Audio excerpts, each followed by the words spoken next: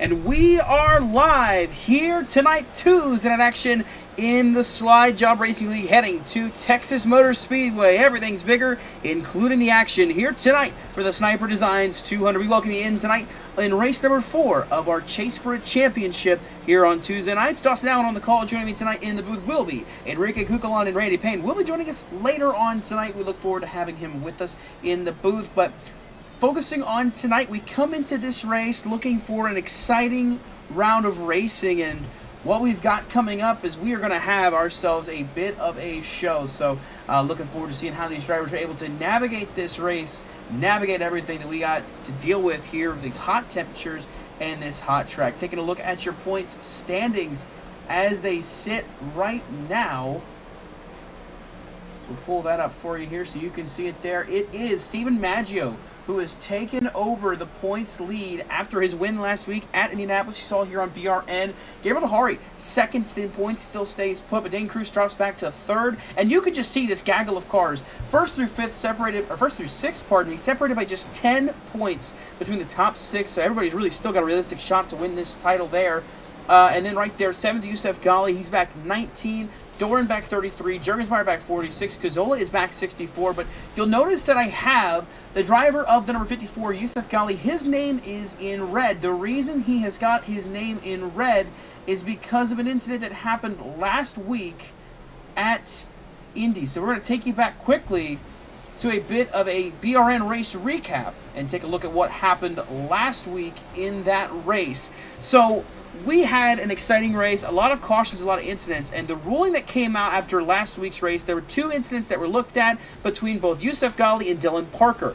It was ruled these drivers intentionally tried to bring out a yellow flag in the race while not really trying to keep their cars clean. There was the incident with Youssef Ghali early on in the race where he spun out by himself, parked it on the track, and then Dylan Parker later would have contact with Jamie Wright and then come back on the track and try to park it and draw a caution. That drew a lot of ire from the admins and everything. They weren't very happy with it, and that's where they sit now. After that, later on, these cars are laps down, and Dylan Parker, trying to screw around with the pit cone, ends up wrecking himself on the backstretch, and he takes out Youssef Ghali as well. As Ghali spins into the grass out of control, he's trying to gather up and save it after he does so, and while doing so, he kind of just lets the car roll back onto the racetrack, right in front of the race leaders, just about causes an incident for Jonathan Parker, and that is what ultimately would end Youssef Ghali's night, and it's going to end Youssef Ghali's championship hopes, as he is suspended for this race. Dylan Parker suspended for the next 2 events here in the Slide Job Racing League. So, Enrique, we'll start there.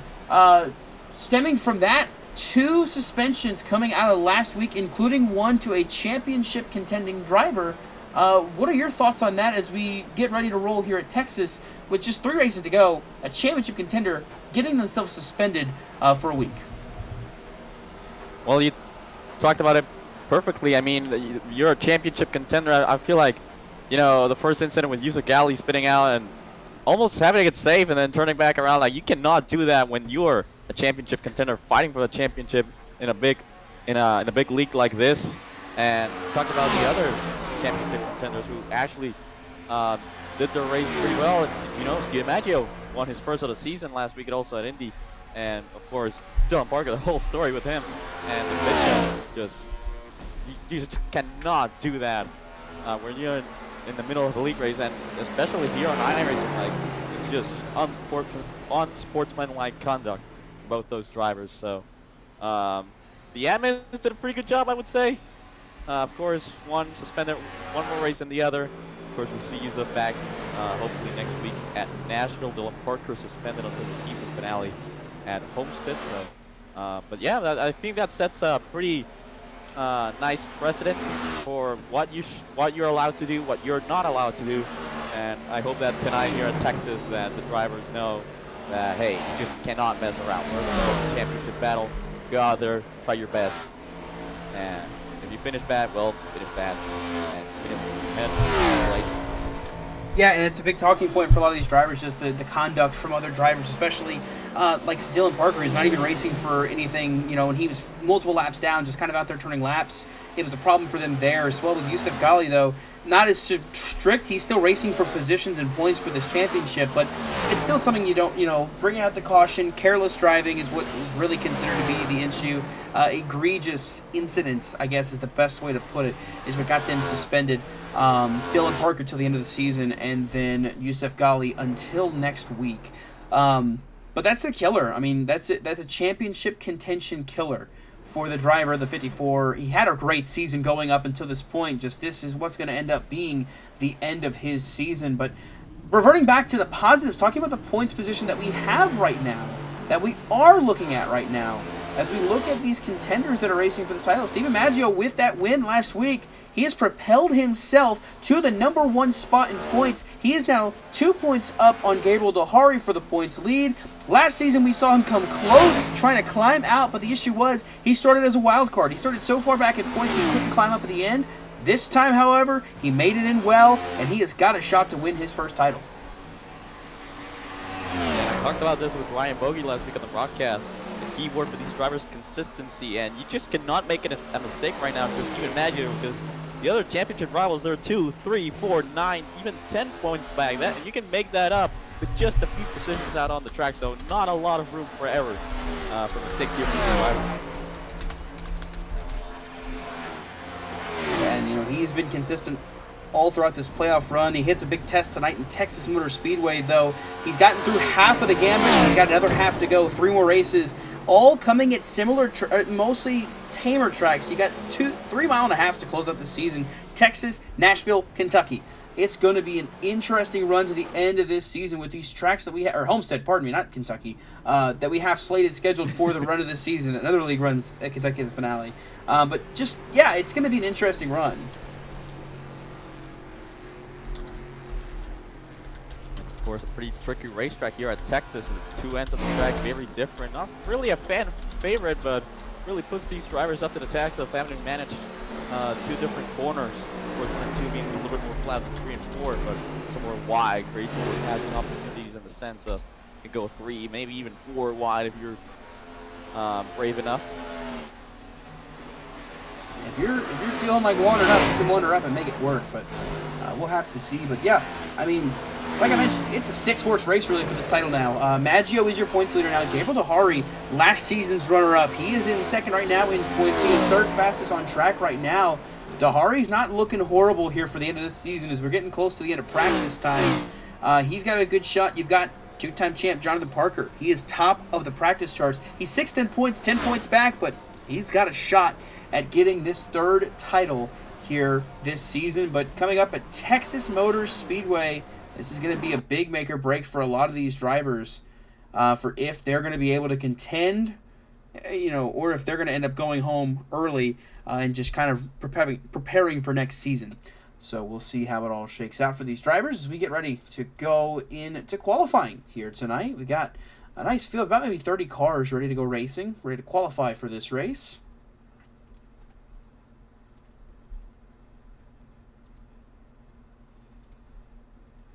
Yeah, and of course, a great finishing position always starts with a good lap in qualifying for these drivers.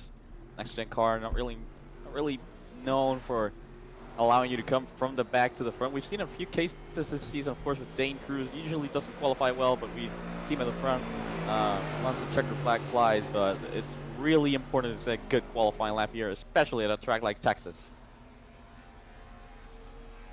Yeah, track position is going to be king tonight, so getting out and qualifying up front is going to be a big for some of these drivers between, coming away with a good points day and trying to propel themselves in the championship standings, or being sent home with nothing to show for and likely out of contention for the title with just 2 races to go after this. It all comes down. This is, like I said, the last 3 weeks have really been the wild card races. We started off the playoff run at Bristol Motor Speedway. Of all tracks, that's really a tough track to navigate. So the drivers made it through there. Then they had to go to Atlanta Super Speedway and run a plate race in race number 2.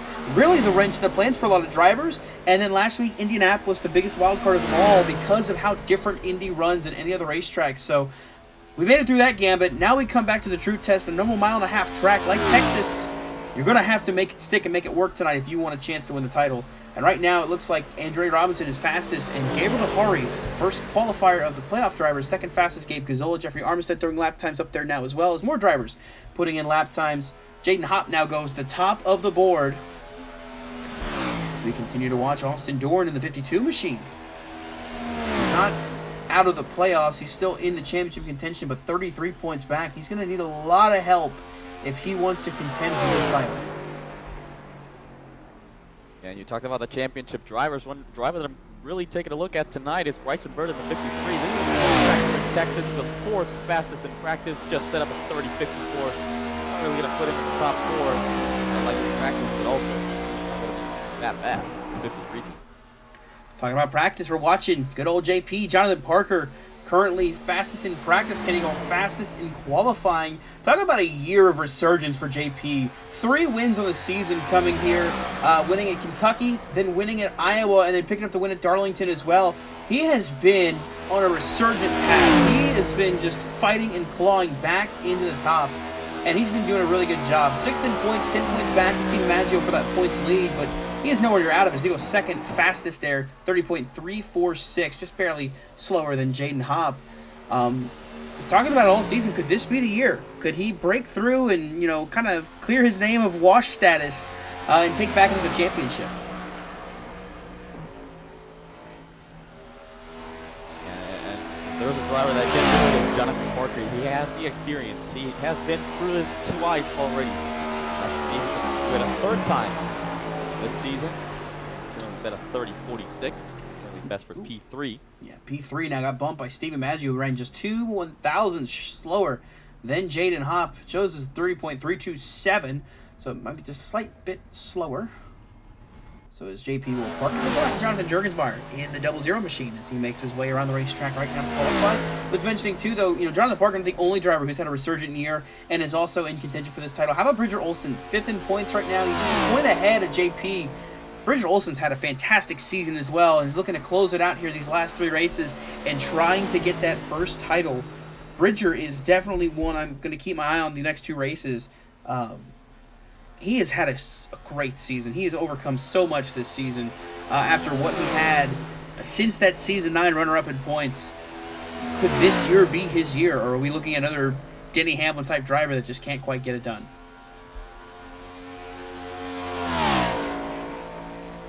Jonathan Jurgensmeyer does not improve on his second lap. It's going to be 7th fastest for the 00 machine. We'll go back to Shuey. He's on the racetrack. I don't think he's going to get a lap time in, per se, but he's going to go out there and definitely give it a old college try with that Shuey Sportsbook. Number 68, Chevrolet. No longer a Camaro, technically. It's just a Chevy. Or a Chevrolet. Your pick on how you want to say it. You can say a Chevy, Chevrolet, or the Chevrolet Chevy. But the 68 machine is going to hit through turn 1 and 2, down on the bottom lane. 4 seconds left in qualifying. He's not going to get lap time. He's 6th fastest, though, is where he's going to be, actually. So he's not going to set a second lap time. But that's good enough, though, to start P6 for this race. With a field of 29 drivers, nobody going home tonight. Everybody will be racing. Still a really good field for what is 3 races to go in the season, where a lot of the guys that aren't racing in the playoffs don't really technically have anything to show up for, if you will. And that's normally the problem with a lot of leagues on iRacing. Once you hit a playoff, or once you hit a championship run where drivers are eliminated, field size kind of goes down. It drops down. And technically it did drop down. We had D&Qs for a while this season, but still having a field of 29 drivers showing up on Tuesday nights, that's still really good. Yeah, and of course, you talked about field size. I mean, we had like 60-something people in Daytona. It was a mess trying to figure out who was in, who was out. Hopefully we'll get those numbers back when we go back to Sunshine State in just a few months. Daytona's always going to bring those crowds, no matter what. So you'll see that kind of crowd in Daytona like crazy. And it's no shocker to see them show up like that. But like I said, though, still 29 people showing up at a Texas race of all racetracks. Still phenomenal job, and I want to applaud the admin team here. For the season we've had so far. Hopefully we close out on a high note and we don't have any more issues.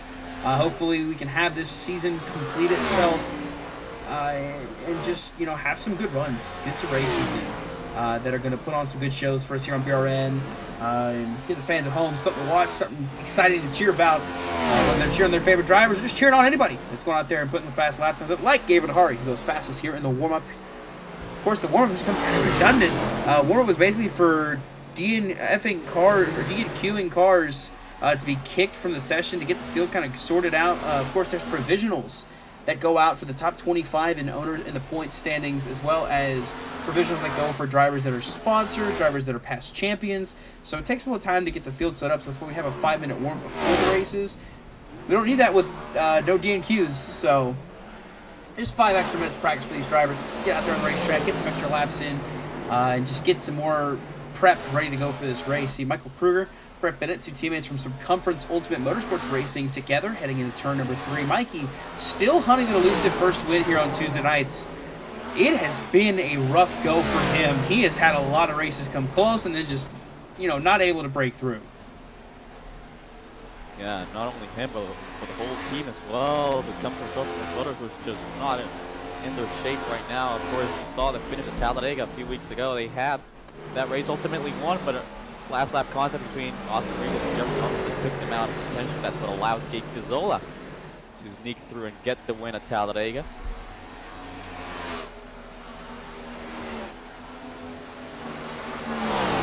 Yeah, Gabe Gazzola, he got into the playoffs, and he's not really had a run to remember. It's been a rough go for him, but he is still thriving. He's still rolling. Yes, mainly I think he's out here to just race the rest of the season, see how high he can get points. He's up to 10th right now. He's cracked the top 10 for the first time this season. Just looking to see if he can get that extra push to get through the rest of the way and get in to maybe the top 7. Maybe that's his goal. We'll see. But we got a minute 42 left. Saw Dane Cruz rolling off pit lane. The number 1 machine lost the minutes lead after Indianapolis last weekend. He falls to 3rd in points entering tonight's race. Looking to see if he can have a good run tonight at Texas and get that old cruise missile back on top heading into Nashville. Yeah, as I believe that Randy Payne is actually joining us here in the booth tonight. How's it going, Randy? We're back, and also welcome back, Dawson. We missed you last week. It's good to be back up here with you guys from the start of things. And we're going to see a pretty crazy race, I think, tonight, because the sun is beating down on this racetrack. It is hot. It is slick. And we got pretty much 3 wild cards out of the way thus far, but I would not count this one out of being just as crazy as the first 3 races of this chase was. Yeah, I missed last week. I was busy rooting on my Louisville Cardinals to a victory over the Kentucky Wildcats. Go Cards. Sorry to Ryan Bogey, who is a Kentucky Wildcats fan, who had to watch that last week and then follow that up tonight by watching them get destroyed by Michigan State. Sorry, Ryan. I'm very sorry. And any other Kentucky fan, I'm not sorry because you're not Ryan Bogey. He's the one I apologize to. That includes Sean Walton and some of the other drivers that race on Thursday nights in the SOFA Racing League. I've been messing with them all week about it. So even more fuel to the fire. But yeah, I was busy having some fun with some coworkers and some friends. So I was glad I got the chance to do that. Thank you to Ryan Bogey again for stepping in last week in Indianapolis and taking the reins for a race. But we're back tonight. We're here at Texas. We got practice, warm-ups, qualifying all done. Ready to go racing here in the Longhorn State. So, you'll see the cars all disappeared off the track, and you'll see them start to grid. I don't know if they grid on pit lane or on the front stretch. It always depends on the track. I never really can tell, but that's okay. We're going to have our starting lineup ready to show you here tonight. So let's take a look at how they line up for this race. The Sniper Designs 200. It is Jaden Hopp and Steven Maggio starting on the front row together. You got Jonathan Parker starting back there in 3rd with the number 45 and Dre Robinson, the highest non-championship qualifier there in 4th. Gabriel Hari and Alexander Schumacher together in row 3. Justin Rott, Jonathan Jurgensmeyer together in row number 4. Then it's Gino Mero and Bridger Olson that round out the top 10. Austin Dorett and Bryson Bird make up row number 6 with Oscar Enriquez and Christian Pacheco. Row number 7. Row number 8 is Michael Walls and Gabe Gazzola. Row number 9, Jeffrey Armisen and Brett Bennett. Running up your top 20, it's Michael Kruger and James Bomar. Back to 21st, we got Chris Downey coming back, making a start alongside Dane Cruz in that tight points battle. Then back to Ben Baffert, who's also making a return tonight alongside Amir Bascom. Brody Falliker and William Martin alongside each other, Nick Donati, Matt Steiner, and last but not least on the field is Shane O'Neill. Got 29 drivers ready to race tonight here at Texas for 134 laps, about 196 miles in total. If we get overtime, we'll hit that 200 mark that we have. It's race number 4 of 6 of this chase. Stephen Maggio is your points leader. Fuel window is about 50 to 52 laps, so we're looking at maybe a 2-stop race if we stay green to the end. Clear skies, and you mentioned it, Randy. It is a hot one, 127-degree track temperature. The air temperature, the ambient air temperature is 88 degrees, but that sun is beaten down on this track, on this field, as we get ready, pacing now around Texas Motor Speedway. And you guys are going to have to be careful. These tires are going to be cold. It's hot and slick, like you mentioned. So the start could be a little bit crazier than these guys want to. And as I talked about, no room for errors. These drivers need to be perfect. Steven Maggio, only 2 points separate him between himself and Gabriel Jahari. So, and Gabriel's just starting 5th back there, so be on your toes because it's about to be a fun one in Texas. And mentioned top 6 drivers in points really have a good shot. There's 5 of them in the top 10. Hop, Maggio, Parker, Dahari, and Olsen are all in the top 10. The other driver that we didn't mention, Dane Cruz, a little further back, starting 22nd on this field. Did not get a good qualifying run in. He's going to be starting out back of this field. And you got to wonder how dangerous this is for the one machine, how precarious it is. You are coming into this race, you know, 3rd in points. You're only 3 points back of the championship lead, but you have to start deep in the field. You have to start and navigate through any kind of early race chaos beforehand. It's not really a fun spot to be in, I'd say, for the one, as it looks like he might be dropping to the rear. Not sure if he is, or just kind of slowing up. I think he is dropping to the rear, but yeah, it's going to be interesting for Dane Cruz to have to navigate his way through this field, starting out back, while the rest of his championship contending drivers are all in the top 10.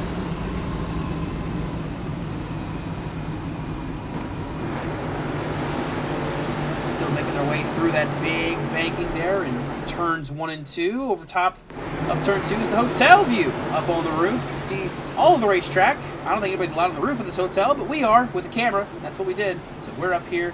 We're looking at the track there as they head down the backstretch for the final time, pacing behind the iRacing pace car.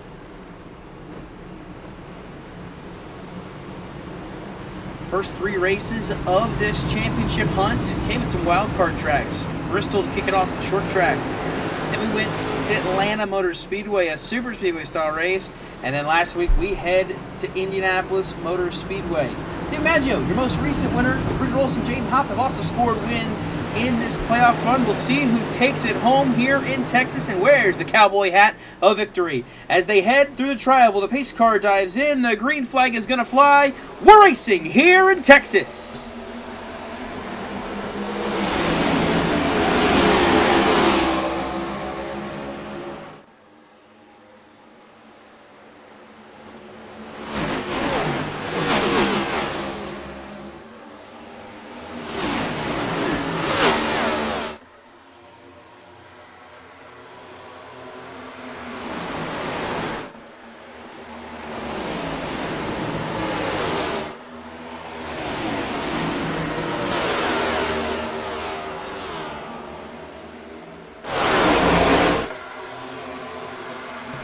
Lap number 1, Jaden Hopp stays out ahead of Stephen Maggio. Up to 3rd now is Dre Robinson, who gets by Jonathan Parker on the top side, working the outside lane through 1 and 2 and 3 and 4. He takes over position number 3.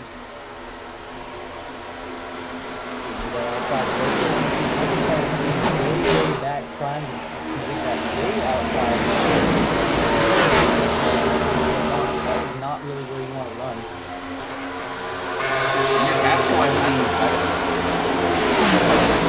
Back wide already there. Midfield, about to get right to the road. James running right up against the ball there. There's running the high lane of Texas, and there's running the high lane of Texas through 1 and 2. Did you see the run? He gets down the backstretch, heading into turn 3, cuts into the inside of Bryson Bird, takes 14th away from him, and that's really the kind of thing you can see, out of a driver a little bit further back. You want to get way up high in 1 and 2. Jerry to run to the backstretch and just shoot it into 3 and 4. That's what he's trying to do every lap. But that's going to wear on his tires very quickly.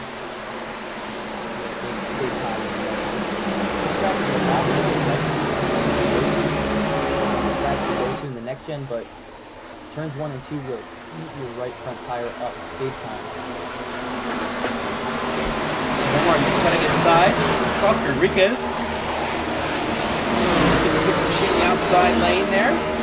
Coming off of turn 4. Side by side, 6th place on the Jordan car. Gino Mero inside goes to 0-0, trying to get up to 6th. 1 and 2 is from 3 and 4 here at Texas. But there's actually less raceable space down in 1 and 2 than there is side by side all the way through here. The wall, that dirty air is not forgiven.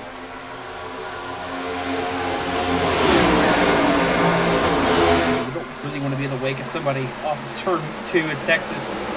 Saw it happen in real life in the NASCAR Cup Series with Michael McDowell. Got in someone's wake and just immediately lost control of the car.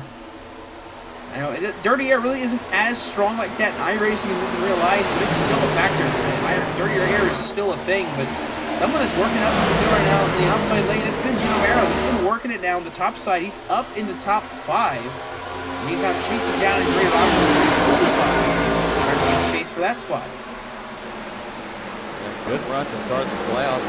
Maro's off to finish great at Bristol. And another good run last week at Indy. 46 car. And the field now into the top 5.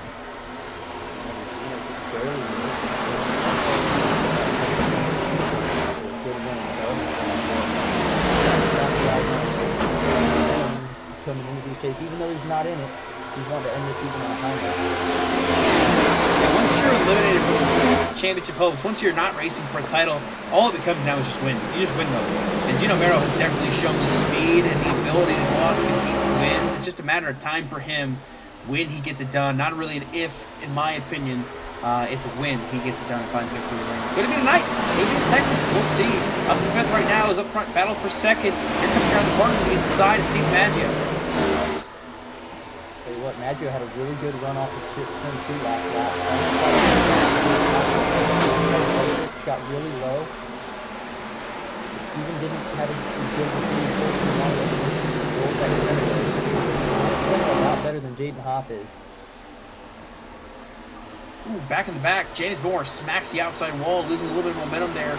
For a second, didn't get back rolling in 11th place. Now Maggio, see him working that higher line, just barely a lane higher than Jaden Hopp, trying to get a little bit more clean air to that 51 and see if he can't generate a run to go for the race. And someone's in the grass back in the back. I think that might be Bryson Bird in the 53. He slows it up, catches him. He went off-roading for a second down the front stretch.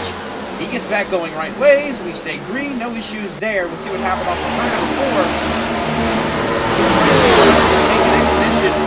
Take the road less traveled. Looks like Hicks gets loose off the corner. Take the grass. No harm, no foul.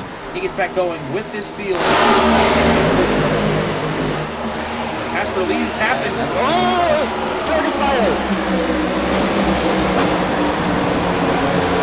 Jordan Meyer goes for a next position as well. Coming out of 4.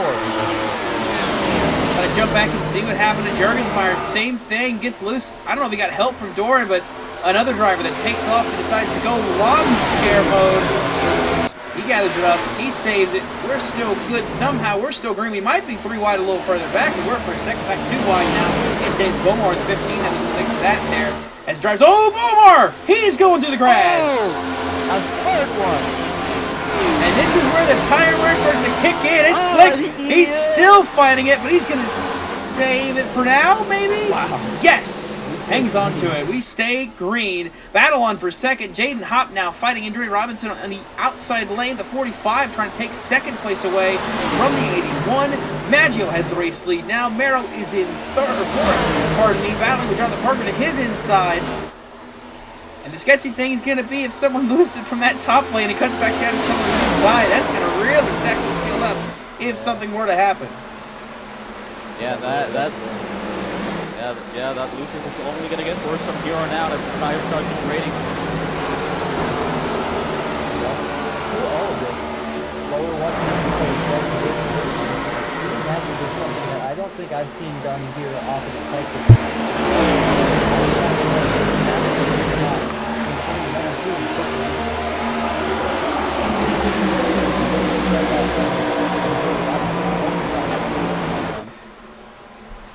Robinson also using the outside lane to make the pass. That's, you know, we're going to see that on the earlier runs. You know, the outside lane can work. You're just going to use your stuff up a lot harder than everybody else is running the top side. We saw it with, you know, the 15.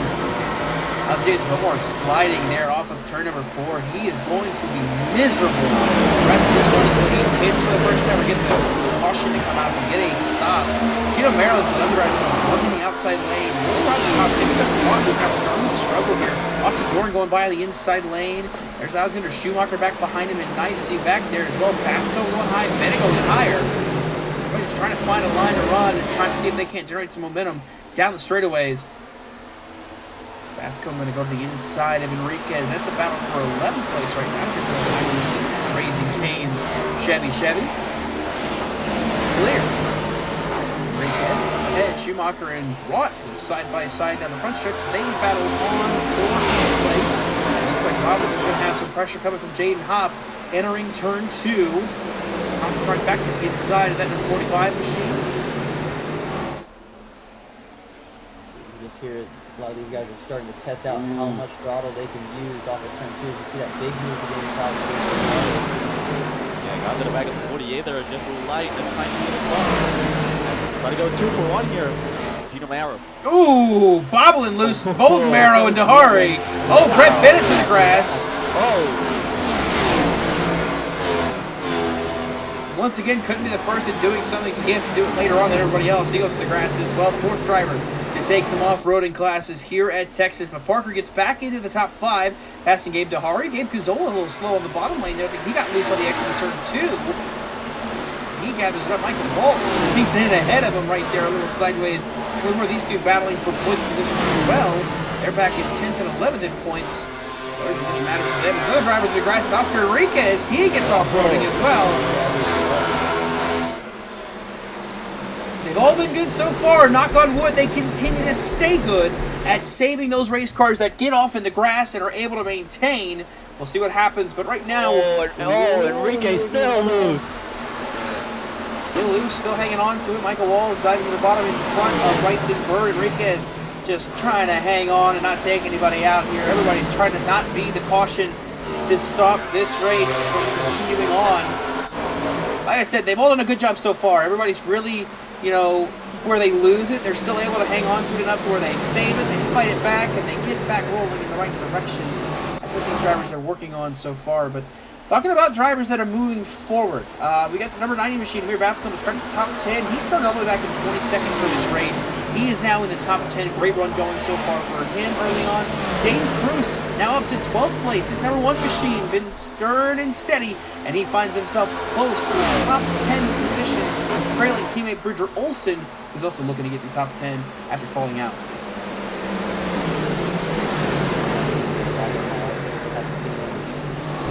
Put a tire wrong thus far, so just being patient, I think, is what it's going to take if you started all the way out and back.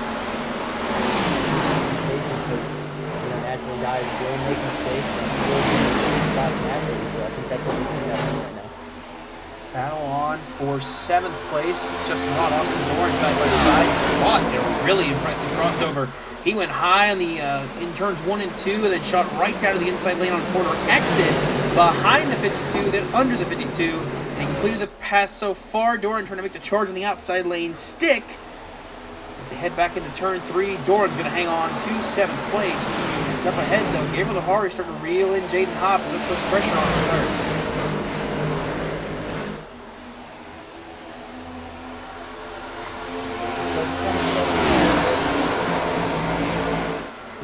Really early 22 laps. A lot of guys still opt to take that very top lane in turns 1 and 2. And you can see a lot of guys behind them kind of drift up in the center. They get tight behind them.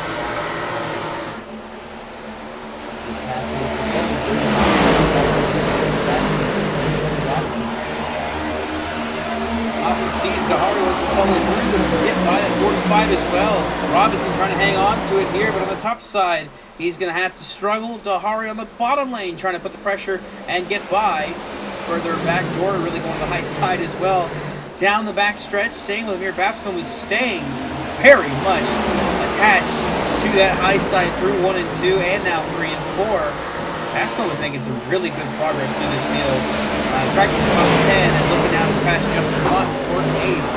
Oh, we were caution. For the first time tonight, looks like James Bomar is around and wrecked. Oh, Nick Donati as big well. hit. Big hit for Donati, but Bomar is done for the night. Big damage on the 15 machine. Going to be a race ender for him. And puts us under the caution for the first time here tonight. So we go to the BRN replay to show you what happened out there. Take out James Bomar. Looks like it happens with Nick Donati. I think Donati has an issue. Looks like it all starts with Pacheco, if you ask me.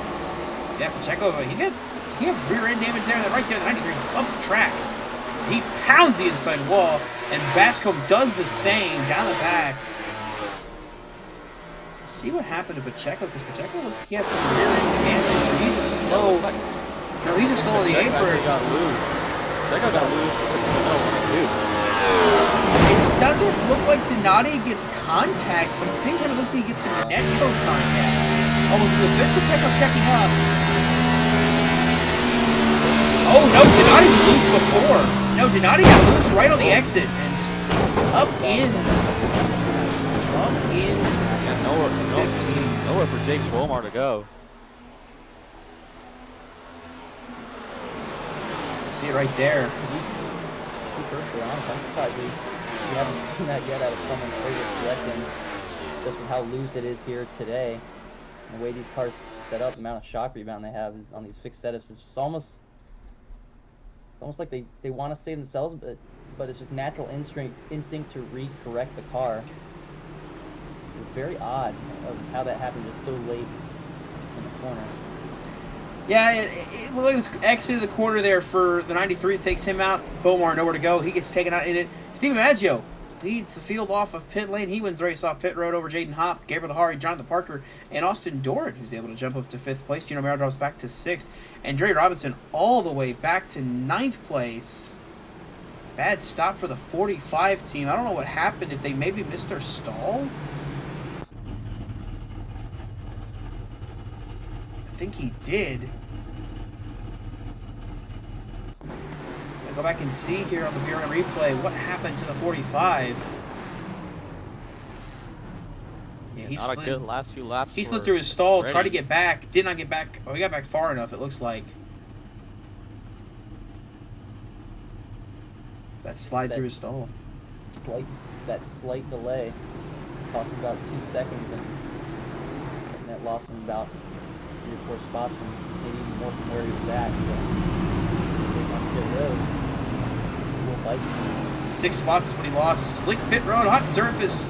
It's going to slide in there. He misses the stall, has to back up that little bit, and that just little bit of time is enough to set him back to 9th place. Dropped 6 spots after coming in 3rd onto pit road. No surprise, everybody's going to take 4 tires here. He expects this juncture in the race. There's no options for tires going on and off in 6 laps.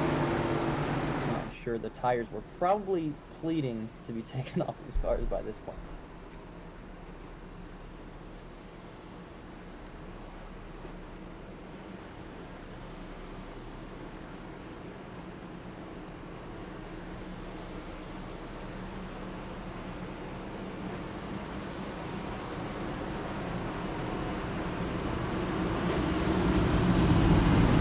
Field double file, get ready to restart. Maggio, Hopp, Dahari, Parker, Doran, Mero, Rott, Bascom, Robinson, Olsen, the top 10, top 5 all championship contenders, top 4 of the ones top 6 in points.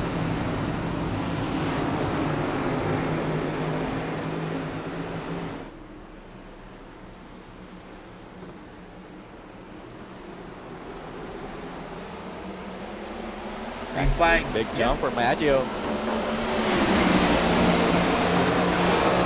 Wanted, but look at Austin Doran. He's going to get to the inside of Jaden Hopp now as we go through the 22. Really careful on these fresh tires on the exit at turn 2. This is going to be a part where somebody might get a little overconfident. Overdrive the corner. They're going to all make it right now. Back in the back, Brody Falker almost making contact with Michael Walsh, getting down into turn 3. As they make their way through 3 and 4 4. Hop on the outside lane, Austin Dorn on the inside. Dahari a little bobble on the exit of the corner. He gathers it back up in second place. Bascom trying to peek high. He's thinking maybe, man, I want to go up towards that outside wall and rip and ride. But right now he's staying a little lower. He's not going all the way up like he was earlier.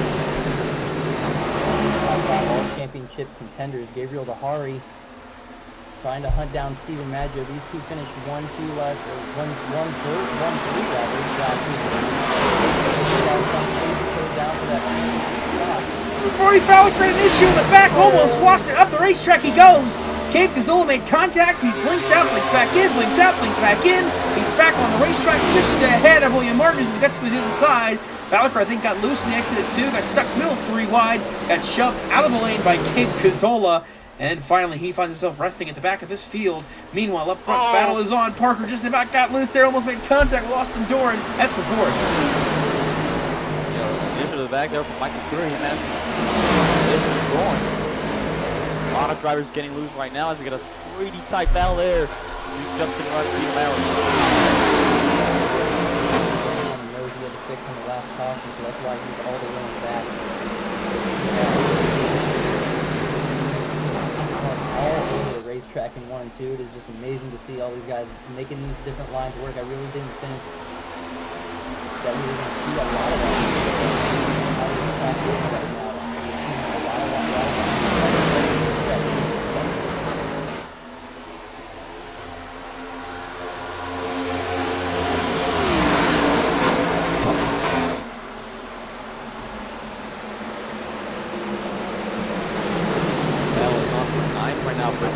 trying to get past the 45 from Freddie Robinson, who we talked about lost some spots there with his pit stop.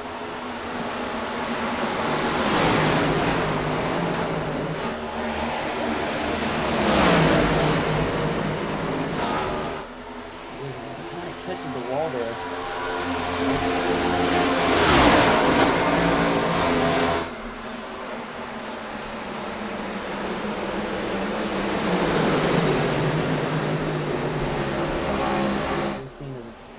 Dorn up here under fire from Jonathan Parker. I think JP is going to be able to get to his inside and get that spot.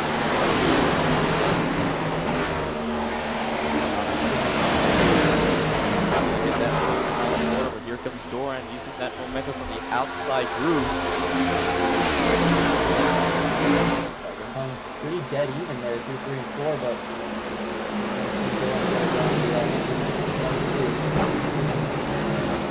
a little bit loose and see through the center of the corner. Tried to get the power down, but the car really wanted to step out. Lucky enough that he probably could have. Right back to where he started.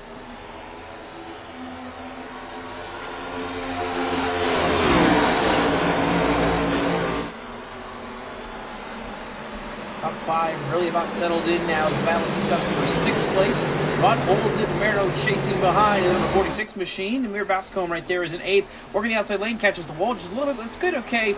This car is built for maybe little context like that. He can do that a lot and not have an issue.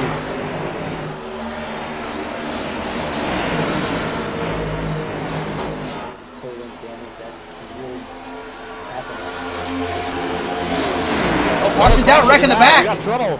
Oh, I think it's William Martin is slow. I think it's Michael Kruger. Big damage to Michael Kruger. Oh.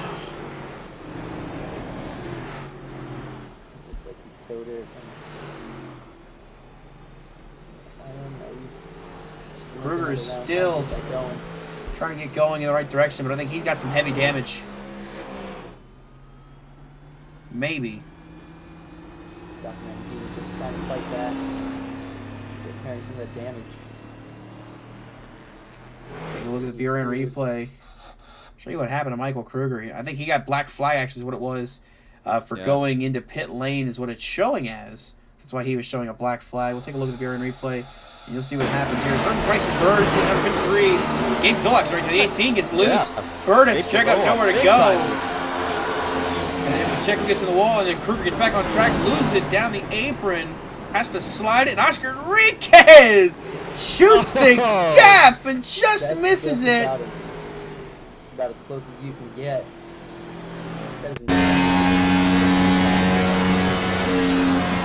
Pacheco and Berg involved, and Oscar Enriquez, he's gotta make this stick. He's gonna make it stick. Screws Smith back on the track, and boom, misses the cone, misses the Kruger. He gets through unscathed. Just went a little off track in the 56, but unfortunately not unscathed. Bryson Bird and Christian Pacheco got some damage in that one. They're gonna have to come to pit lane likely and get that fixed. The rest of the field, we'll see what they decide to do. It's only been 11 laps since they came down pit road. Do they pit again for tires? It looks like it's going to be split decisions. Well, mostly split, or mostly the same, except for one. One driver stays out. The rest decide to come into pit lane and pit now, led by race leader Stephen Maggio. See, that one car is Justin Rott. He decides to stay out. Same thing with Brett Bennett.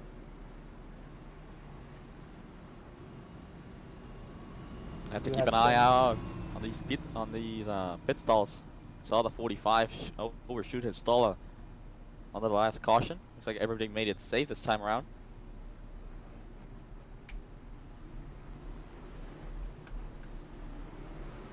So we got a race off pit road. Looks like Gabriel Dahari is going to shoot out ahead of Steve Maggio. And Dahari is out ahead of Maggio, just barely. Hop, Doran, Parker, the top 5 with 2 drivers elected to stay on the racetrack. Justin Rod and Brett Bennett stay out. How hot it is. I'm certain those 2 guys are going to have a little bit of trouble here on this next restart.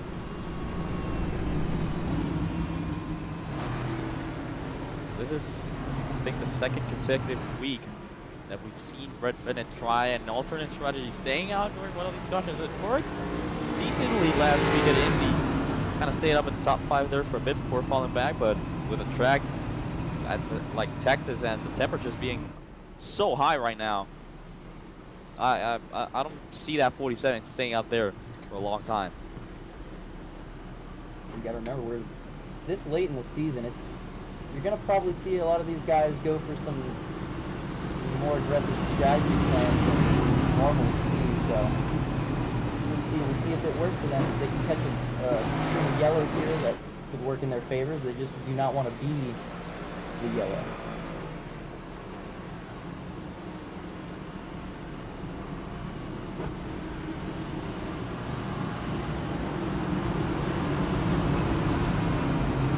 And of course, it's all going to have to go here on the restart. Which gear do the drivers run selectly? Of course, I think I'm going to go with. They are going to go with second gear, considering first gear would literally make them spin. But the drivers behind with new tires, maybe they'll try for first, and that may create a chain reaction. Have to wait and see.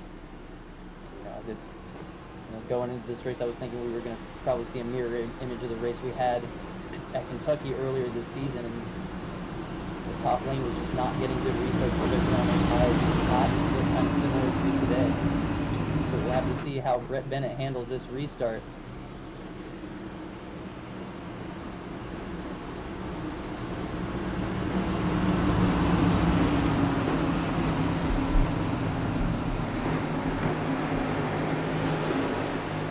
Pace car's off. Justin Rott, Brett Bennett on older tires. They're going to restart on the front of this field. Green flag back in the air. Back to racing here. And the Lone Star State. You see the jump. The inside lane gets everybody going to try to quickly cut inside of Brett Bennett like Maggio does. Slotting into the inside lane just ahead of Jaden Hop. Doran decides he may want to explore the outside lane and try to get by that 47. Here we go down the backstretch. Ooh, Maggio shut the door there on Doran down the backstretch. And he's going to try to do it again to Jaden Hoffman in turn 3. You see Dahari running a higher lane. Bennett going to slip up in the corner. That's going to help Maggio get the run off the corner, cutting down to the inside. Does Maggio. He's going to get by for third. Hop's going to push him into the corner. And now Dahari gives chase to race leader Justin Rott.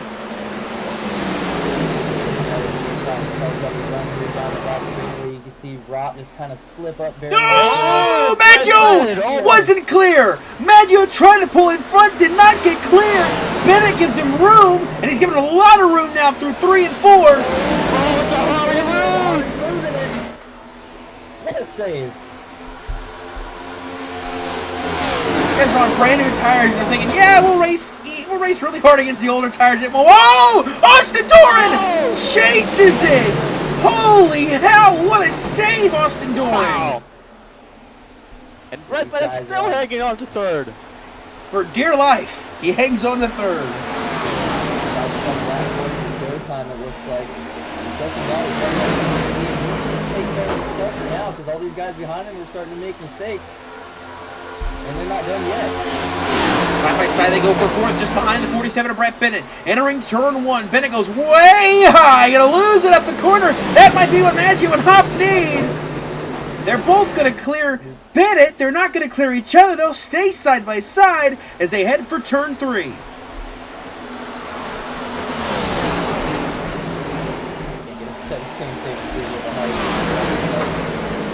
Trying to take up the throttle in the middle of the corner, and it's just the rears were just not there for him. Trying to take another shot at Justin Rott here. I think he's probably got the previous tires. Trying to make it work for him.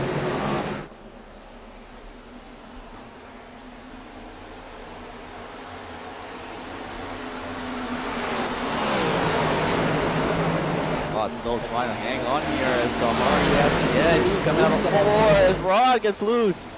Just wheeling it, power driving off the corner. We're on three wide in the front stretch. Bridger Olsen, Gabe Cazola, Austin Doran. They head into turn one. They get it somewhat sorted out. Cazola takes the spot over Olsen. Doran going way into the outside wall. Run coming though down the backstretch. Three wide again.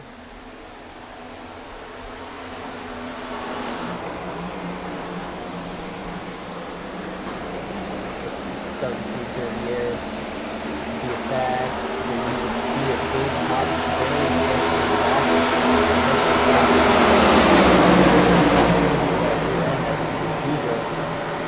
Takes the air off the back end and just gets him barely just loose enough to where he doesn't spin out, but just gets up out of the groove and he can make that pass.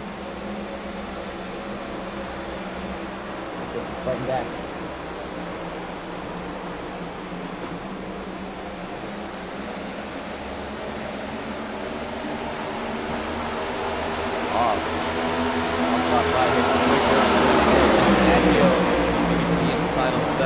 Try the outside here, 1 and 2. He made it work earlier. If you remember in the opening lap of this race, he made that outside work. That's how he got the lead initially off the start of the race, and he's going to try and use it on Jonathan Parker here. Back in the back, Gabe Cazola got loose in the middle, 1 and 2. He drops back a little bit, almost has it moment again as he's fighting that 18 machine. Go back up to Maggio, chasing down Justin Rott, the number 76 for third place. Through the grass, we got two drivers taking a little grass. It says Shuey, and Shuey's still down in the grass. He slows it up, gets saved. Enriquez, they clip the grass a little bit too, just behind him as they head through 1 and 2 again. This back of this field has been dicey. What the lawn care crew is going to have to take the week off to where these guys are racing today. I mean, these guys are just very George Falkenberg's taking nothing but a beating this race so far. Everybody is just really using him up or cutting inside, making close calls with him. He is still stayed clean in 16th place, though, for the 44. Just Rod goes way to the outside wall. Bascom going to shoot by on the inside. Likely going to see him struggle on the exit of the corner. Oh, Rod's going to get a run, actually, and stay ahead of Bascom for now. And try to see if he can work on JP on the outside lane. The other driver that did not pit under that caution, Brett Bennett, is back to 9th, battling with Austin Doran for that position now. Oh, and Robinson a bobble. He goes to the grass now as well. A lot of guys just taking the scenic route tonight.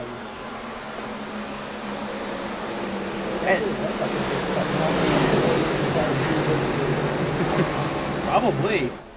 Spin and drop back another couple spots here as more drivers just fighting, but that's the thing that you really have to watch into turn one. You know, I saw it happen. I'll take it back. I want to say the BSR Truck Series right in Texas a couple years ago. Maybe it was about like season 4, maybe season 5. Cameron Caldwell got loose in the front. We got two more in the grass. Enriquez is really in the grass. Taking the same line he took last time. He's going to slide into pit lane. It's not going to be his stall he slides into, but he'll stop at the exit of pit road. He'll tow it. He's likely done for the night. Not going to want to do this anymore. He said, hell no, can't do this, like Anthony Edwards said. And he will park it and likely call it a race from the 56 camp. But back to the race here in the truck series for BSR. Cameron Caldwell lost control of the truck on the inside lane and overcorrected and shot straight up that racetrack in turn 1. And we're seeing guys that are running up towards the outside wall. We're seeing guys that are really wandering up high. You know, you get a situation like that, someone goes way high, and then someone loses on the bottom lane, chip to the track, you're going to have a massive hit for some of these drivers lying in wait if we do see that happen again tonight. It's really all about being careful. But so far, so good. We've only had 2 cautions tonight thus far. Everybody's really taking it, not easy, but they're not really having enough fun. Something cool to observe, and you don't really see like you sort of step out off the next one. The car is set up. If you watch these guys rolling through turns 3 and 4, they are just slideways rolling through that tunnel. That's why you're seeing a lot of trouble. These guys are just having a fight with how hot it is, and it's just cool to see. It's really been a reason why the racing is so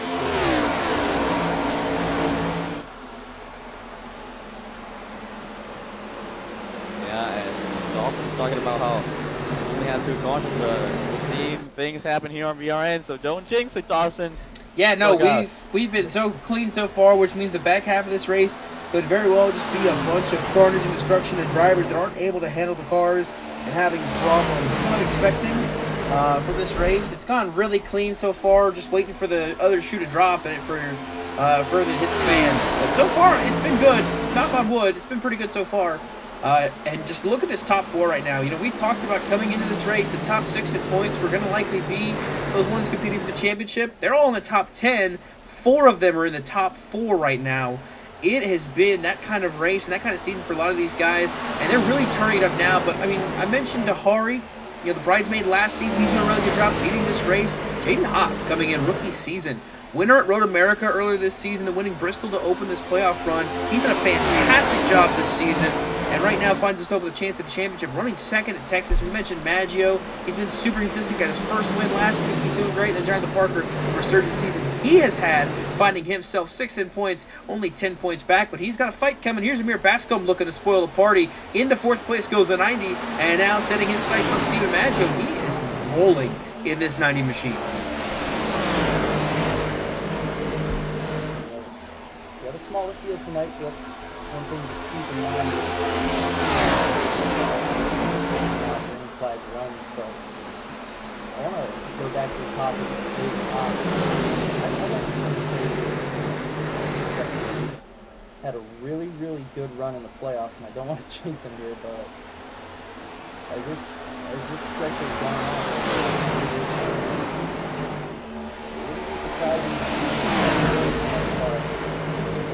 before it's all said and done, because he has just been super consistent all the way. And he would be a 2nd straight champion, I think, to be a rookie. Of course, Matthew J. O'Brien captured the championship last season. At all, I think, is Chase. Yeah, he's really, Bristol. he missed a lot of the races. He's essentially eliminated from championship contention by virtue of missing the last 3 races. So O'Brien will not defend his title. But he made it to the dance. That's all he really needed to do. He didn't worry about getting the date. He just worried about making it again. And that's all he did. That's all he was able to do. But still, defending series champion defending series champion until the end of the season is the 43. So we'll see when that ends at Homestead, who will take over from him. We've got such a plethora of drivers that have a chance still to do it. There's so many different names, so many different drivers, so many different backgrounds with all these guys that have a chance to compete and win this title. We'll see what happens. Justin Rott to the outside of Gino Merrill. This is for 6th place. Justin Rott has done a phenomenal job holding on now. As the tires have kind of equaled out, he is doing a fantastic job. Still in the top 10, still holding on to 6th place with Gino Merrill to the inside. Compared to Brett Bennett, who's fallen all the way back to 15. Justin's doing a phenomenal job.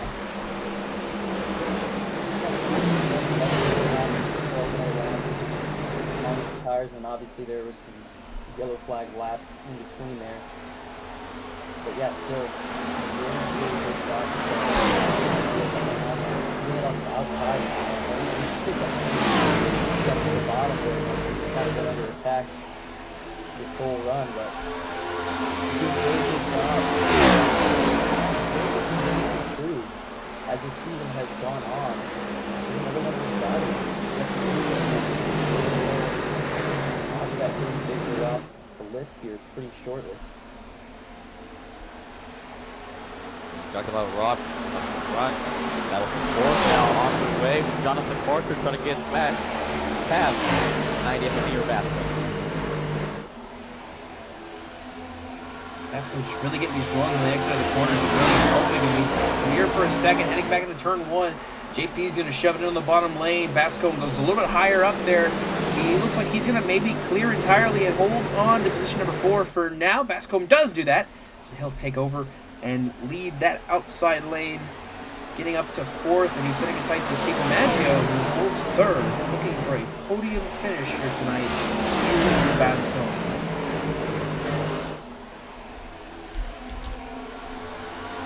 Rod actually cleared the first, so Steve Maggio up into 6th now. Obviously that whole 76 group. Sensational. Great run for Justin Rott going right now. And, you know, we're talking about Amir Bascombe right now. He's running in 4th place. His career best finish in ring tonight was 7th place. Still so early. We're not yet at the halfway point. So it's not yet to a point where I can start saying, yeah, he's definitely going to do it. But he's got a good chance to top his best career finish. Maybe even try to steal the race win. I wouldn't put it out past any of these guys that are really in contention still. In the top 10, I think it's got a pulse really. Not really a spread out field quite yet. Everybody's still really nice and tight together for the most part. Everybody's still really got a good shot to win this race.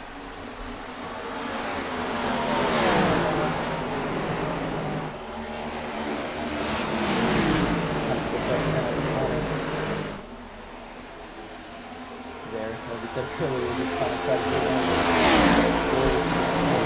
the party. Top 3, all chase drivers, 10 points on the board.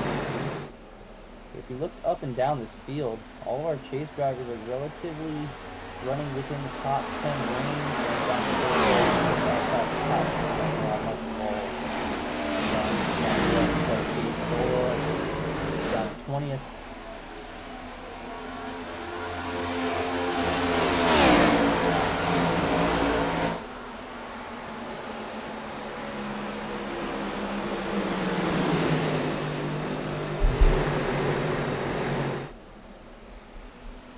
You mentioned all of our championship contenders, mentioned those 6 that are in contention for the title really are in the top 10. They're all still in a good chance to get points. The one that's furthest back is Dane Cruz back in 10th place. And he started this race back in 21st, so up 11 spots since the drop of the green flag. He is just trying to finish this race out and see if he can't just keep pace here. I don't think he's really been a fan of this racetrack, much less the racing here with the heat.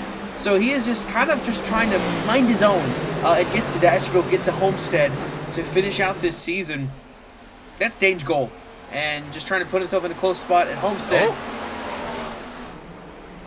Well, he's out. About Dane Cruz, and he's out. He blinked out of this race. We were talking about he's him.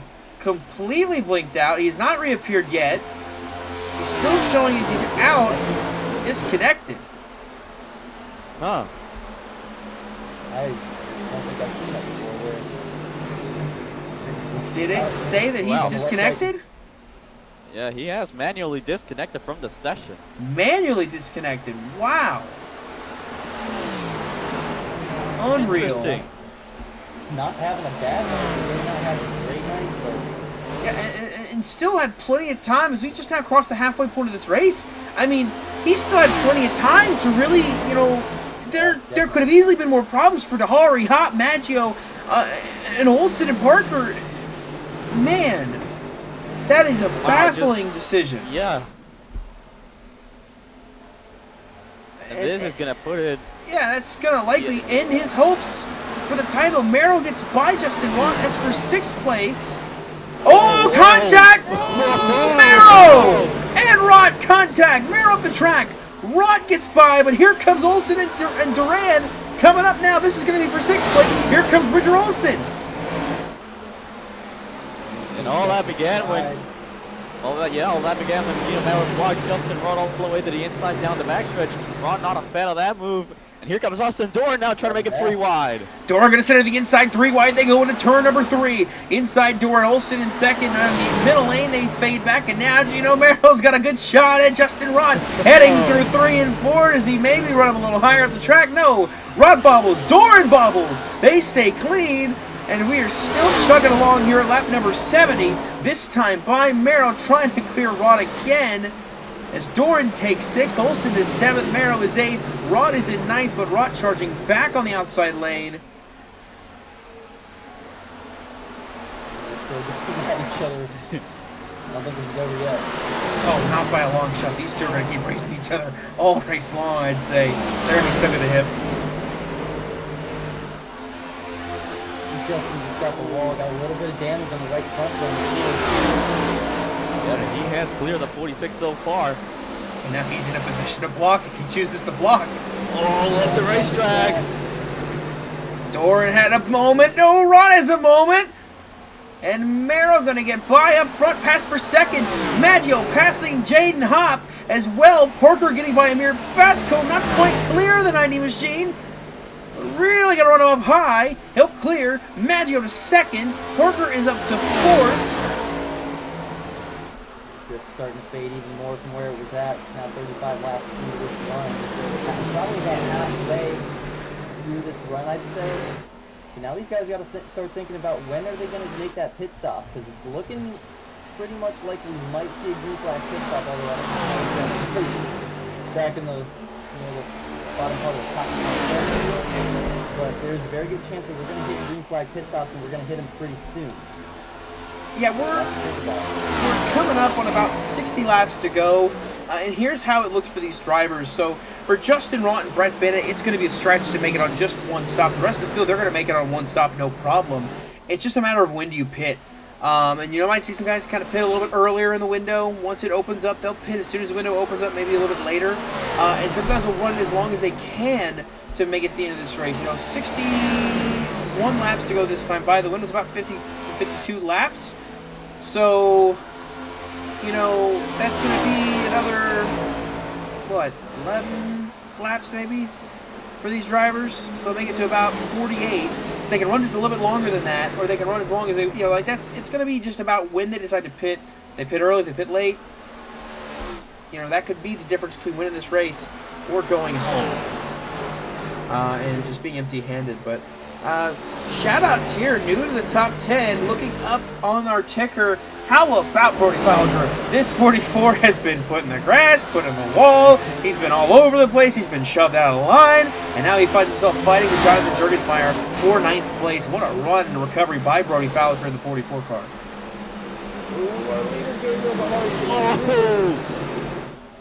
He's been doing that a couple times the last few laps in 3 and 4, but it finally stepped out in 1 and 2. Maggio to the inside. Remember last week?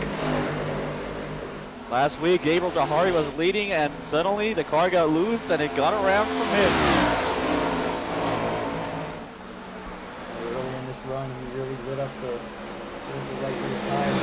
That's starting to come back to him a little bit as this run trudges on, but he's got some help from Steven Maggio. Got to the inside. Dahari keeps control of the race lead, now leading as they come out of turn 3 once again.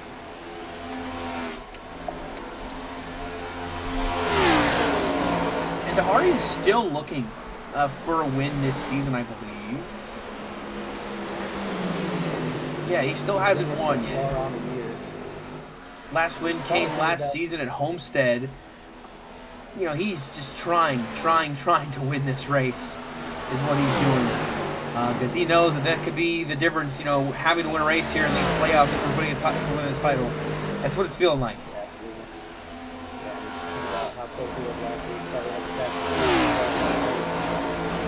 Got unlucky with that incident. Put behind the 8 ball, so to speak.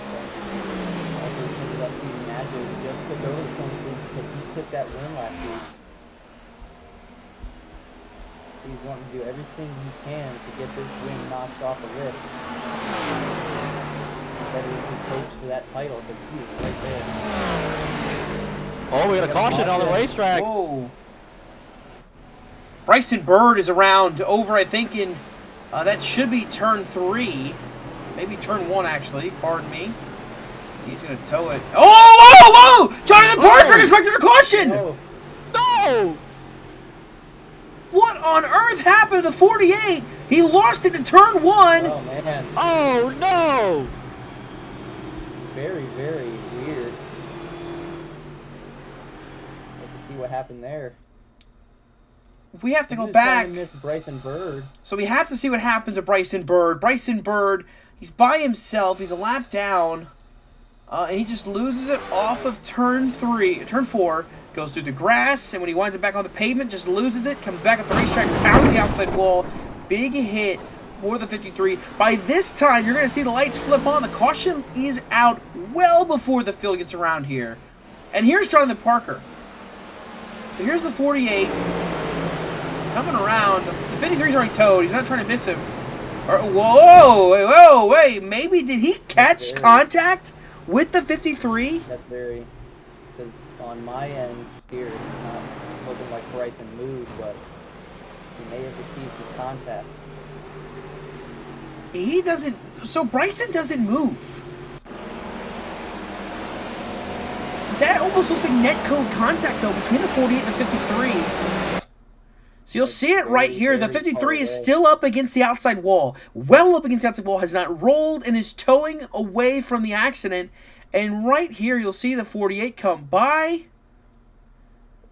Just loses it. That looks like it's hit. That you don't lose it like that in the corner. That's like contact. No. Yeah. Oh my God. And that's a big hit for the 40. That's like going to end his race. Unreal.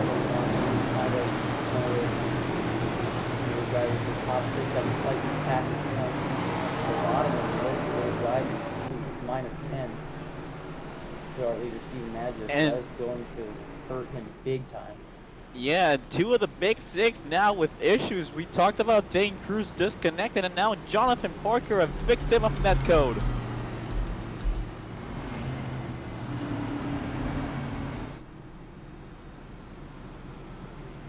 Yeah. Another fact that talks to our race control Connor Horn for throwing that yellow flag as fast as he could, because that happened very, very close to being right in front of our leaders. Unfortunately, one of our leaders was not so lucky. And like you said, this is more than likely this is going to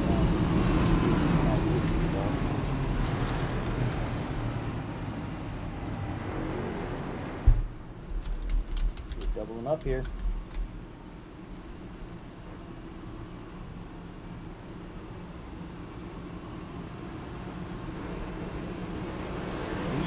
Weird incident there for Jonathan Parker, and now he's going to be in a really tough position to make up those points in the next 2 races. And you know, with the other 4 guys in the top 6 in points running first, second, third, and fifth, it's going to be really tough for that 48 car to get back into the championship battle. Now let me pose this though. We're gonna restart here on lap number 82. It's gonna be about maybe 53 laps to go. It's gonna be right on the opposite edge of that fuel window the drivers were estimating. That could be cutting it close on fuel mileage. We could be cutting it close. Yeah.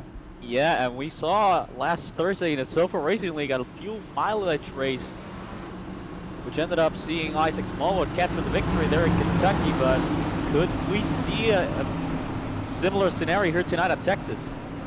We'll see. Pace car dives off. Field is in the hands of Gabriel Dehari and Jaden Hopp, who will lead them back to the green flag racing once more here in Texas.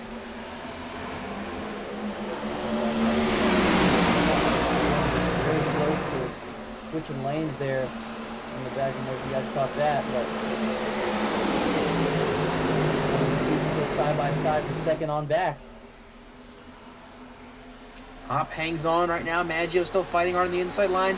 Bascombe trying to work the top side to get by Maggio for third. And look at Bridger Olsen going to be in the picture now too. Into 5th place for the 2 car.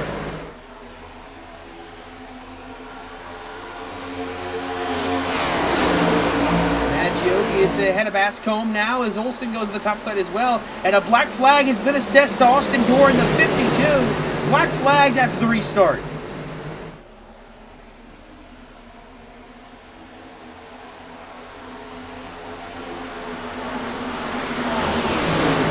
You called it, Randy. Cutting lanes on that restart. He's got a black flag assessed to him. He's going to stay out this lap, but he's not going to be able to stay out for long. Try to dive down to that inside pretty soon because there's a ton of cars in the vicinity. Car back there very powerful. Justin Rockets added really checked up because of that.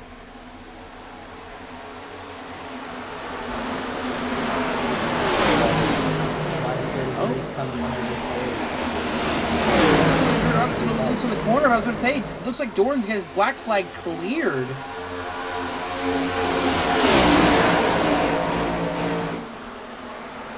Got a second look at it, maybe he didn't fully change. Quick look at the replay and see what happened.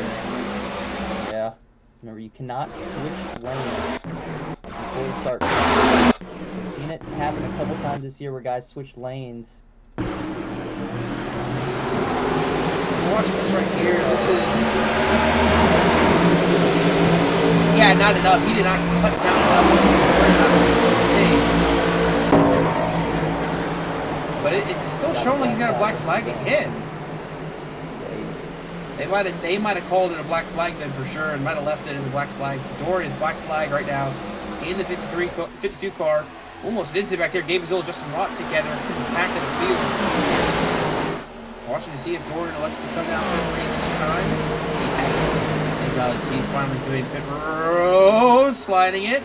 Taking it easy, coming to pit lane. He'll get it down and he'll get one pit road. That'll end his night. In the 52. He was already a long shot to win the title coming into tonight's race. He earned 33 points back. He had at least some help with Dane Cruz and John Parker having issues, but that's going to be it for him, essentially, with him having a problem as well, dropping to the back of this field. Skipper the Hard clear out in front. Jay Thompson in second. Here, Basco has third. Steve Mangio chasing in fourth. Romero rounds up the top five.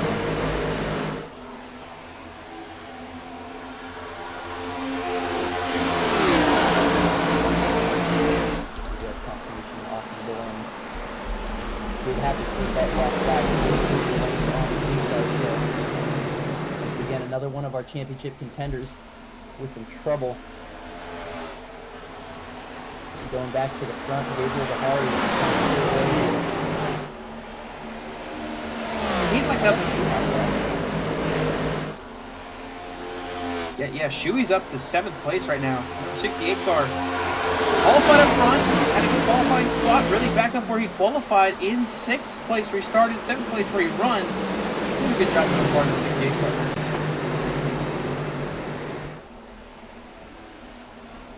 Oh, wrecking in the back! Gabe Gazzola, Michael Kruger, Justin Rott, Jeffrey Armistead, and I think Brett Bennett. Gazzola gonna go for an extra spin off the front bumper of the 41. Oh, no. Yeah, Michael's got huge damage to that right front. Bad night. Going to worse here. You see his fender bouncing in the background behind Gabe Gazzola. That purple fender belonging to the 41 puts us back under the yellow flag. And now the fuel mileage is all but set and good. The drivers are going to be able to make it from here on fuel. No problems here to get to the finish. Take a look at the BRN replay. Show you what happened. This is Gabe Gazzola. Contact with Michael Kruger. Overcorrects there. And then everybody else in the outside lane just gets into the wall, and Zola back up the track in the wall. Kruger just kind of helps finish him off. But it almost looks like just contact on the exit of the corner. Yeah, I don't know if maybe Michael put him in a bad aero spot there because he was coming in with a pretty good head of steam in behind him. Trying to catch it, and unfortunately Michael was there. More than likely going to end Michael's night. And how about Justin Rott involved in that as well? Right in the back of Michael Kruger. Yeah, once Gazzola gets a little loose on the exit of the corner, Michael has nowhere to go. And just more contact made. Justin Rott as well on the wall. Jeffrey Armistead gets a piece of it as well. Yeah, you guys, Gabe Gazzola, Michael Kruger just having not the nights that they wanted to have here in Texas, but you know, unfortunately, you're going to have that, and this type of racing. And looks like we're getting confirmation, by the way, for that 48-yard of the Parker. He just hit the brakes, and it just lost control is what happened to JP. So that's why he lost it under that caution, which, again, though, was just so weird how it happened in that spot. Yeah. But unfortunate end to his night. It's raced off pit road. Decisions made. Two tires for Bascombe and Bridger Olsen. The race off pit road for the leaders that took 4. Hop gets off first, and Dahari, then Maggio. Jaden Hobb with a heck of a pit stop. Could be a race-winning pit stop here if the 4 tires work over the 2 tires. Kind of hinted to it earlier. What would be the call? Who would make the call to take 2 tires? Well, on one hand, you got a guy who's in here, hasn't run every race in the season, just looking for a win, and you have a championship contender who's clearly not been the best of our contenders tonight in Bridger Olsen. And with under 50 to go here, maybe tries to take a swing at it by taking the 2-tire stop. Not sure how it's going to work here. It's hot and slick. Usually that works a lot better in places where we go to when the track is cooler, night races. So we'll see how it fares for them. It fared for Justin Rod on 11-lap old tires. These guys are a little bit older tires here, but we'll see what happens.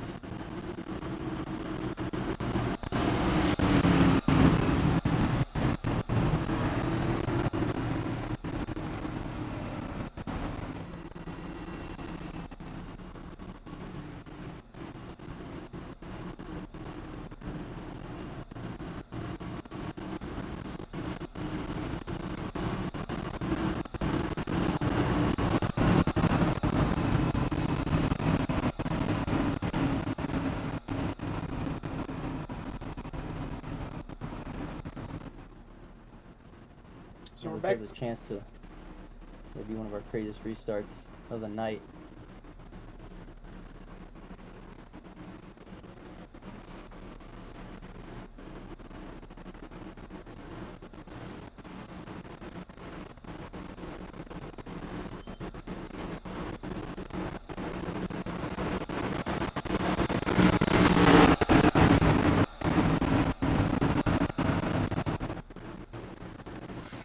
So here we go. 2 tires on Amir Bascombe and Bridger Olsen on the front row. Got Jaden Hobb, Gabriel Dahari, and Steven Maggio back there in the top 5.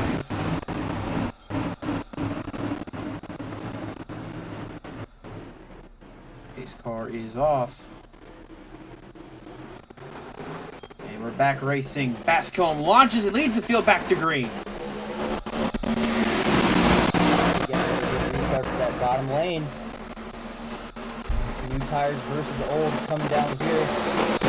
Turn 1 and 2. Jaden Hobb looks like he's Oh, Bascombe! Hop takes evasive action. Maggio sending it now on the inside there as they head into turn 3. Olsen takes the lead.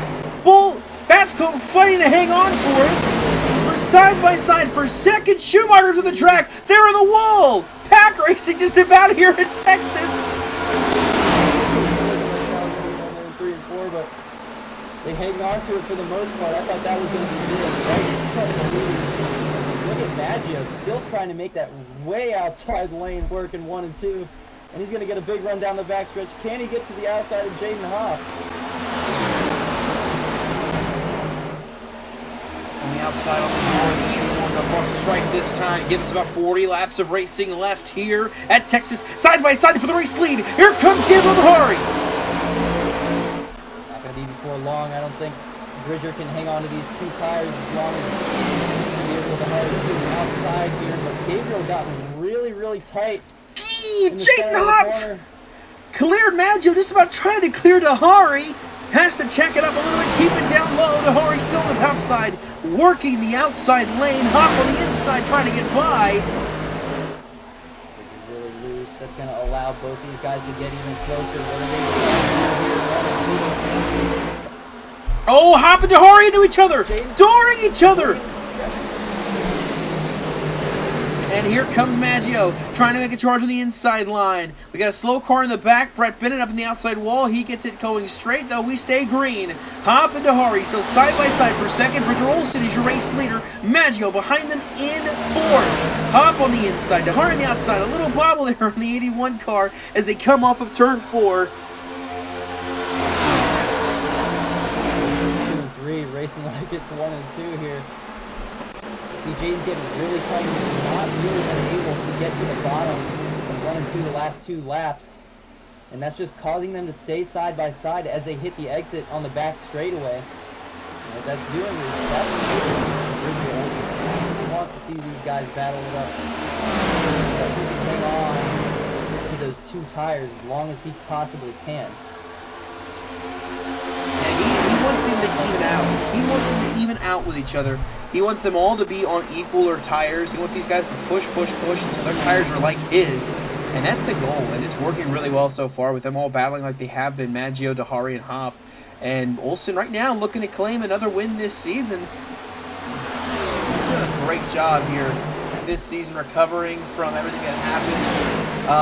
You know, all the way up to this point. A career-high 3 wins this season, looking for number 4 if he can get it tonight. But I don't want to jinx it. I really don't, because every time it seems like we would talk about how Bridger was recovering from the old Bridger, the one that was stuck in the rut Bridger, he would always have something stupid happen and take him out of it. And right now, leading this field on 2 tires with just about 35 laps to go this next time by, he's still got a long way to go to get to the checker flag. He has got a hard charging Gary Dahari, as well as Jaden Hop and Steven Maggio, all hungry to win and take that points lead out of tonight's race. They left Bridger Olsen.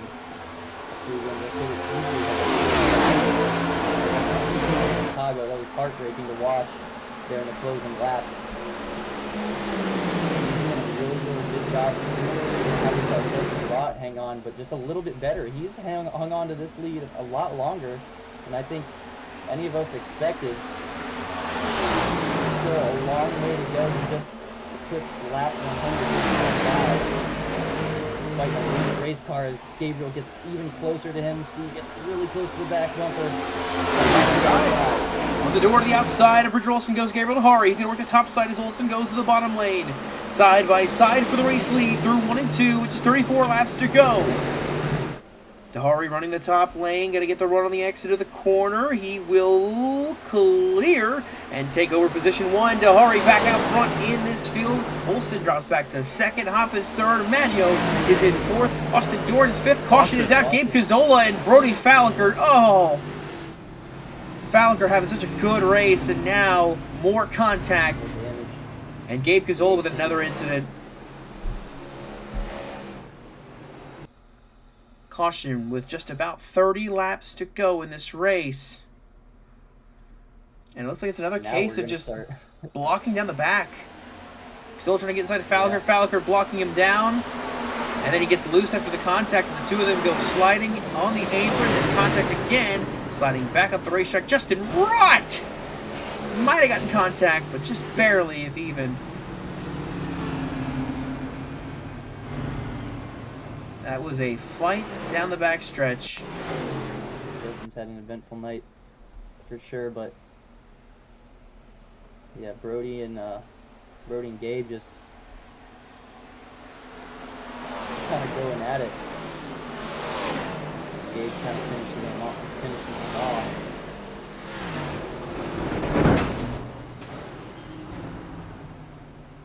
And we saw this like block on the back. Oh, Schumacher gets in the back of the 18 as well, so that doesn't really help. But then more contact, and then right here they're both in the apron. Cazzola gets into the 44. They both go around up the track. Justin Rott maybe just barely missing it, maybe making contact and being involved in that one. So pit stops again. Drivers all coming down pit lane. Olsen did a really good job with his pit call. Does he try it again? He only dropped the 1 spot. We'll see what he decides to do. Or maybe he decides to go 4 tires here. No, Olsen goes 2 again. But so does Dahari. Yeah. And Maggio. He was in a position to where he was going to net gain a bunch of spots regardless. How about Justin Rott as well? For a 2-tire call. That shoots him up to 4th. And we saw how good Justin Rott was earlier in the race when he was on those older tires.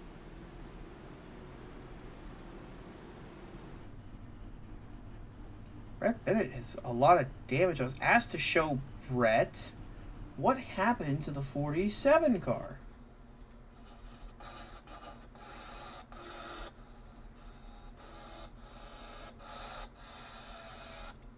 I'm gonna look back and see. It looks like he...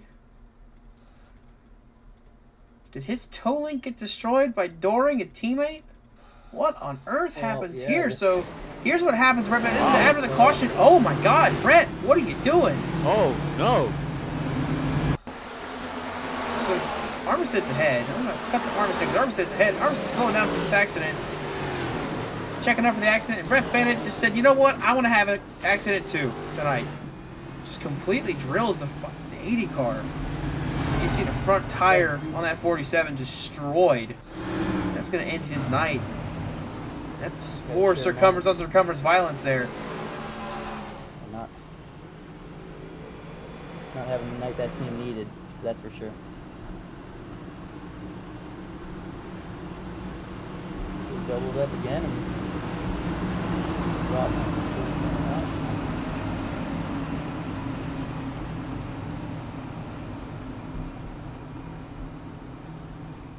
Now with that last stint, at least for those guys that were on 4 tires previously, that was only about 11 laps, so Bridger Olsen still gonna have way older left side tires here. And the question is, how will they hold up against the drivers who have newer left side tires that took 2? Well, how we're sitting right now, we got 15 cars, maybe 16 on the racetrack. I think, yeah, the 48 machine is back out.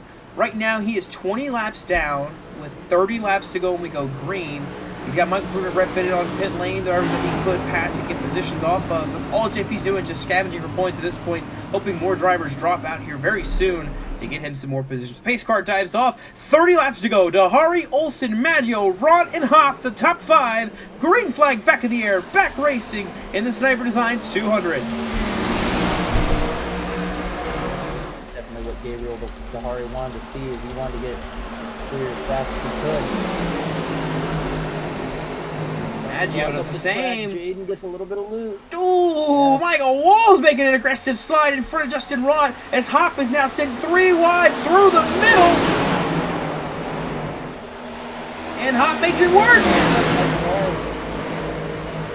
And we haven't called his number really at all tonight. Now he's got a chance battling for a top 5. Car in the wall in the background, Samir Basco with a 90. He's going to split it 3 wide just about, as now the outside of Jonathan Jurgens is Michael Walls, battling for 6th place. Ahead of them, Austin Doran, who's now back in the top 5. Jaden Hop sliding. Yeah. Gabriel Dahari, our leader, had a little bit of a moment there too, but he kept his momentum on the exit. Basco just about got into Justin Rod. And Steve Maggio, yeah, inching closer, looking to go back to back here. And looking to keep that points lead. Slipped back a number of spots from 4th where he restarted. Started on that outside lane.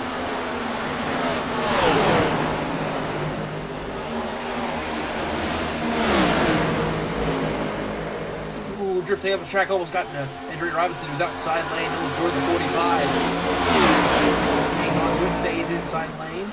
Up ahead, someone's way up against the outside lane. I can't tell who that is. I think it might be Austin Ford. It's Gino Maryland on Jonathan Jurgens battle for 7th. Doran and Hop side by side almost for 4th there. Maggio still chasing Dahari.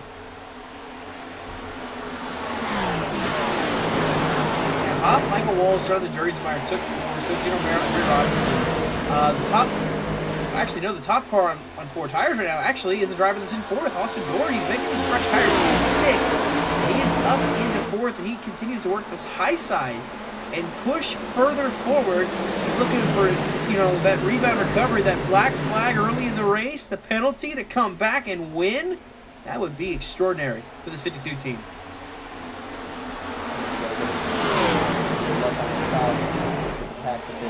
There's a lot less started. We didn't have too many positions to climb back through. Still, nonetheless, it's really impressive. Oh, Bridger Olsen! Oh! And a Jaden Hop, big hit! Olsen is damaged. Olsen likely done. Same with Jaden Hop.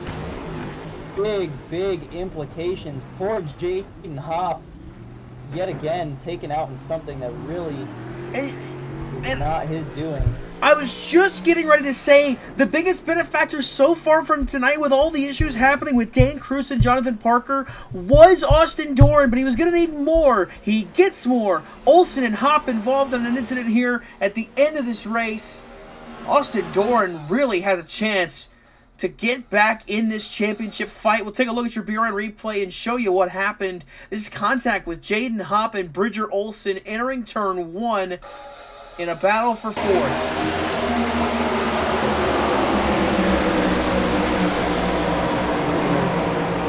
Contact from the 81 that sent the 2 around and back up the track. Just an unfortunate moment.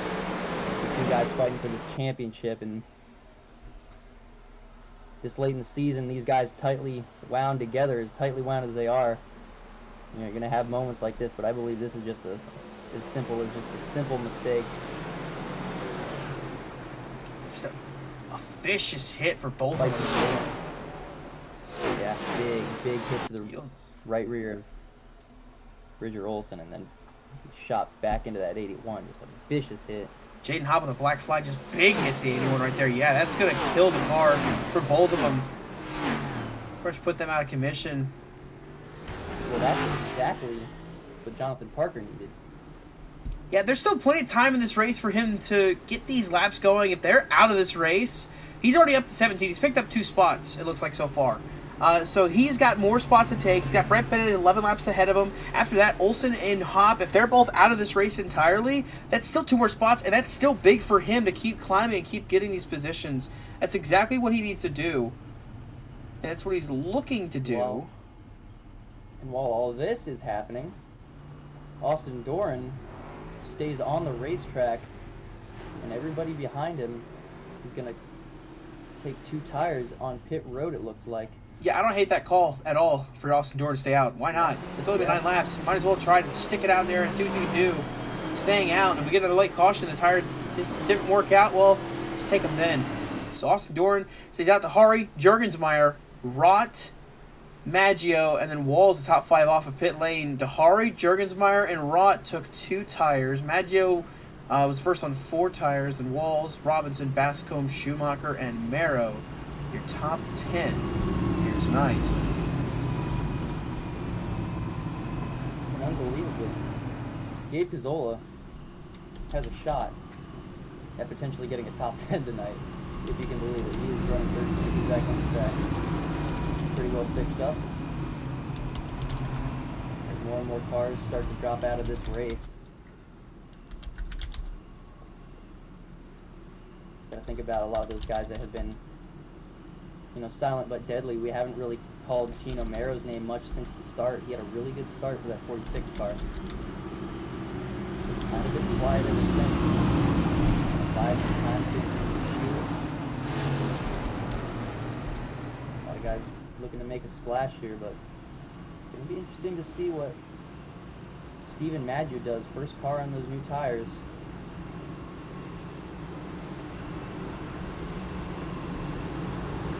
Right now, we got 13 cars on the lead lap. Jaden Hop is a lap down. Somehow still on the racetrack, though. I don't know how. Olsen still in pit lane, and so is Brett Bennett. So Parker trying to turn some extra laps and get back on the lead, or at the very least, get by that car and maybe by Bridger Olsen before the end of this race to get some more spots and just scrape together what would be a top 15 if he can do so. It's not going to be as big a killing blow as it could be, but it's still going to be a big blow to Jonathan Parker's championship hopes with that one. Same for Bridger Olsen, same for Jaden Hop. We'll see how they're able to do the rest of this race, but coming around, we'll restart with about 21 laps to go. And Austin Doran has gotten a golden opportunity here tonight. With those incidents for those drivers that have been happening, he is very much in a position to capitalize.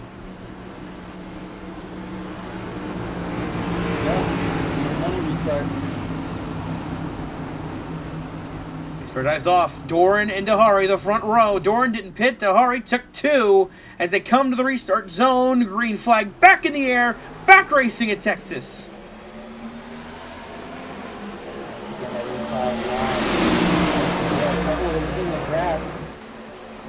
that top line tightly packed together. What kind of run is Gabriel Dehari going to get on? Justin Roth trying to make a stick in the outside lane. Jonathan Jurgensmeyer in the bottom lane. He's putting up a fight for this race win. Absolutely.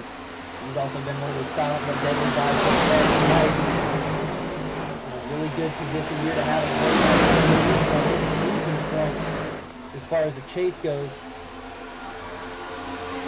Silent but deadly is definitely way to describe Jonathan Jurgensmeyer as he makes his way to third place now. Maggio is battling with Justin Rotten for fourth. There's Bascombe again working the outside lane. And, you know, as we're watching these battles happen, everybody fighting for any spot they can take. Right now, here, Bascombe is the only driver here in this race tonight that has yet to score a top 5 in his career in the slide job racing. Looking to do so tonight in 8th place, just trying to fight back through this field, but he's having troubles in that 90 car. Up in front, it is Austin Doran who leads this field. 19 to go. Right now, 18. Anybody in this field right now has a chance to get in the top 5. Look at how wide they're getting here. They're in turn 2. Maybe 3. Oh, Micah! Micah had a moment. He kept the wall. Is he still good? On the bottom lane. If it calls any kind of right front damage, he could be struggling with the handling, but it looks like he's still fine for now. Ray Robinson, a little bobble. Falliker makes contact with Schumacher as they head down into turn 1. It's a frantic drive. Everybody's making any move they can to get up in this top 5. Look at Bascombe on the top side. All over the racetrack. Ooh! Yet. Falliker now to the inside. Here comes the 44 machine. It's up ahead. Jurgensmeyer, Maggio. Side by side for third. And we have hit. Go far yet.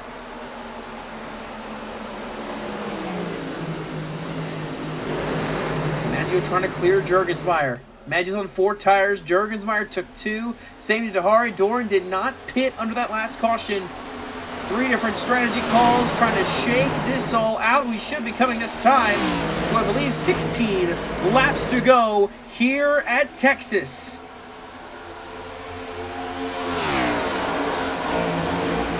Time by Gabriel Dehari. No! Ricky in the back! Bascombe hard on the outside wall! Caution will fly! And Schumacher as well. Big hit in the outside wall. Bascombe was doing so good flying through this field, but it's going to come to an end with 16 to go. Damage to the 90 car will take him out of it. So we'll take a look back at the Bureau replay, show you what happens for these two drivers. We're going to find the outside wall. There's contact with Schumacher entering the corner. Bascombe just shoots the outside wall. And then Schumacher gets clipped and hit as well. Hard in the outside wall. And it looked like he had it gathered up for just a moment, but as we know, these independent rear suspension next-gen cars, a little bit of overcorrect. Exactly what happened to Samir Bascombe is going to happen every single time. It's unfortunate to see Shuey get another piece of it at the end there. Having a good night. Both two guys having a good night. 2 big hits. And with our 15 to go, presented by Ballard Diecast on eBay, Doran now has a decision to make. Does he stay out again, or does he maybe decide this time to come down pit lane? What does that leave everybody else's decision? What do we do now? Do you pit? Do you stay out? Well, the unfortunate thing for Austin Doran is more than likely everybody's going to do the opposite. No, Maybe not. Everybody except for Ray Robinson. He elects from 8th place to come in and take some tires now. I didn't really expect that, but I probably should have. Been up here enough. There's closing in on 10 to go, so no surprise there. Look at Jaden Hopp. He's going to get his lap back, so he'll be back on the lead lap. But he is still damaged as all get out. That 81 car does not look good on the racetrack, but hey, right now 12th place is still pretty good for what that car is. Heading for the junkyard after this race, still a good call for him. Looking back, Jonathan Parker under this caution should pass Brett Bennett for 16th. and he's about 10 laps away from catching Bridger Olsen for 15th. It would take overtime to catch Bascombe and Schumacher if they're out, but if he's able to do so, he could still walk away with a 13th place finish. Yeah, absolutely. Only 12 cars are on the lead lap right now, and it wouldn't shock me if Bridger, I know he's still got a lot of damage on that right front, but it wouldn't shock me if he's still trying to get most of that fixed so he can get back on the track and prevent JP from getting a leg up on him. So there's still a really good race going on with a lot of these damaged race cars. Everywhere you look around this field, there's something going on. So love to see it this late in the season. It's been really exciting, been a really good season, and it's going to come down to the wire, no matter how you look at it. So double up this time by, it looks like.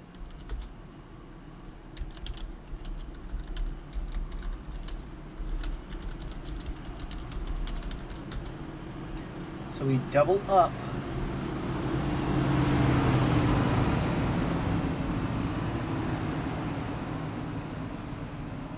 You know how crazy these guys have been racing tonight. I said a couple restarts now that it could be the money restart, but now I'm not too sure if this one's going to be the money restart because, well, these guys have been racing hard, so. If it is, your biggest benefactors are going to be right there, second and third in the inside lane. Stephen Maggio and Michael Walls have a good chance with a bad restart by Dahari to getting clear for second and third. And Michael Walls, we haven't really talked about him this race, much less this season. It's not really been a flashy season for Michael Walls. He hasn't won a race. He's just been up there in points. But he's got a good shot to win this race tonight. Does he get into the championship contention really with this win? No. But he could crack back into the top 10 in points and could just at least have that bragging right of being on the graphic next week at Nashville, of course, coming up on BRN tomorrow night. I believe Zascar Cessna Cup Series heads to Bristol, and then it'll be Thursday night. The Sofa Racing League will do battle at the Charlotte Roval in their last race before the Thanksgiving break. We'll see you there. These next two races coming up on BRN this week. But here we go, 12 laps to go on this restart. Doran is your leader, Dahari is second, Maggio, Juergensmeyer, Walls, the top five. Green flag's gonna fly, backup racing, here we go. Did it. And react on this restart. Gabriel Dahari got another good start from that outside lane. Can he make it stick here? Doran sliding up the track. Doran needs to make sure to make the most of this restart and the most of this race. He does not need to wreck out of this one here. He's got plenty of time to capitalize on all the other drivers' misfortunes. Side by side for the race lead we go. He's trying to send it in deep, but I don't know if he's got enough car to do it. Gabriel hanging tough on that outside, and I believe it's going to be Dahari bobbled in the 3 and 4. Oh, he's going to be really aggressive. 11 to go. He's going to slide up into the 36 just about. Running wide. That's going to help Maggio. Here comes the 51. Wrecking in the back. Gabe Cazzola hard on the outside wall. Caution's out again. All right, now the question is, who was the leader at the last scoring loop? I believe they're going to give it to Gabriel Dahari. And Cazzola has blown up. His night is done. Michael Walls cheering because that puts him back in the top 10 on the graphic after this race. We'll take a look and see what happened to old Gabe Cazzola. He has been everywhere tonight. He has hit everything but the snack bar. This time again, losing at the corner in contact with Gino Mero, and then hard into the outside wall. The 18 machine finally comes to rest, and we'll finally call it a night here with just 10 laps to go in this race. Blowing up, still running on the track. It's not showing him having a meatball, but he's going to have to pit and fix that car. It's smoking. Yeah, if I were him, I would already be off the track and in the bathroom getting a snack, doing whatever, trying to forget about that I even ran this race. But well, I mean, if you turn the extra 2 laps, that could be 2 laps that Bridger Olsen, if he gets back on track, he can't catch you. You know, just extra laps is what he's going to try to turn, but it looks like he's going to pull down to the backstretch. Down low, he'll pull down on the apron, he'll head towards pit lane.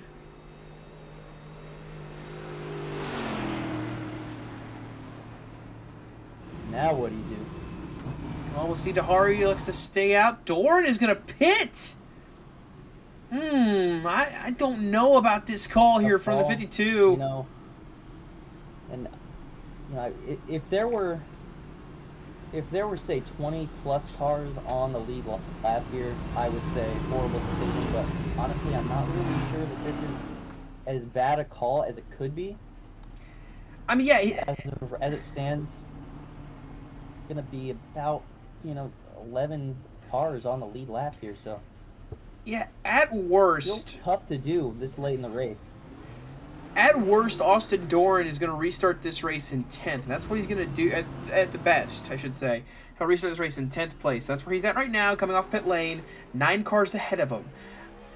The fresher tires have to play a big factor. He's going to have to use the hell out of these tires in what's going to be maybe a 7 lap to go restart. Yeah. Like, it's going to have to be push for Austin Doran.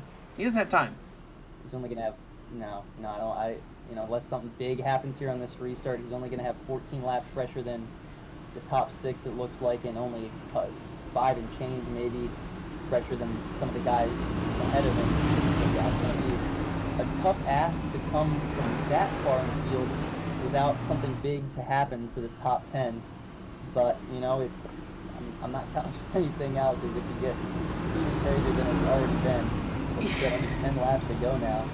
And talking about crazy, what we've been talking about all race long, we started off this first half of this race, we were talking about 4 of the top 6 in points battling for this win between Dahari, Jawb, Maggio, and Parker. Parker has an issue. He wrecks out. He is now 16th place, 19 laps down, needing a miracle to get some more positions, to get some more points, to try and stay alive. Bridger Olsen was up in the mix at one point. He gets wrecked out. Jaden Hopp was in that wreck with Olsen. He's 11th place. He's so damaged that he cannot keep pace with the field, but he's at least on the lead lap. And then Dane Cruz disconnected. He was in the top 6 as well. So that leaves just Dahari and Maggio up here as 2 of the top 6 that have survived a lot of this chaos. And of course, the top 2 in points entering tonight's race, the top 2 in the field with 7 laps to go for this restart. And we mentioned Austin Doran. He comes out 10th place, getting ready for this restart, gearing up to go. He entered tonight's race 33 points back in 8th place, but with how things have shaken out, he's still got a fighting chance. Jonathan Jurgensmeyer, we were kind of counting him out 46 points back. With how things have shaken out in this race, he might still have a chance at this championship with 2 races to go. Gabe Gazzola wrecked out. Michael Wall's trying to capitalize and get some more points, but I think he's too far gone to make it. We mentioned O'Brien as well. He is out of the championship contention. He has missed too many races. And then Yusuf Ghali as well, missing this race tonight, virtually eliminates him as well.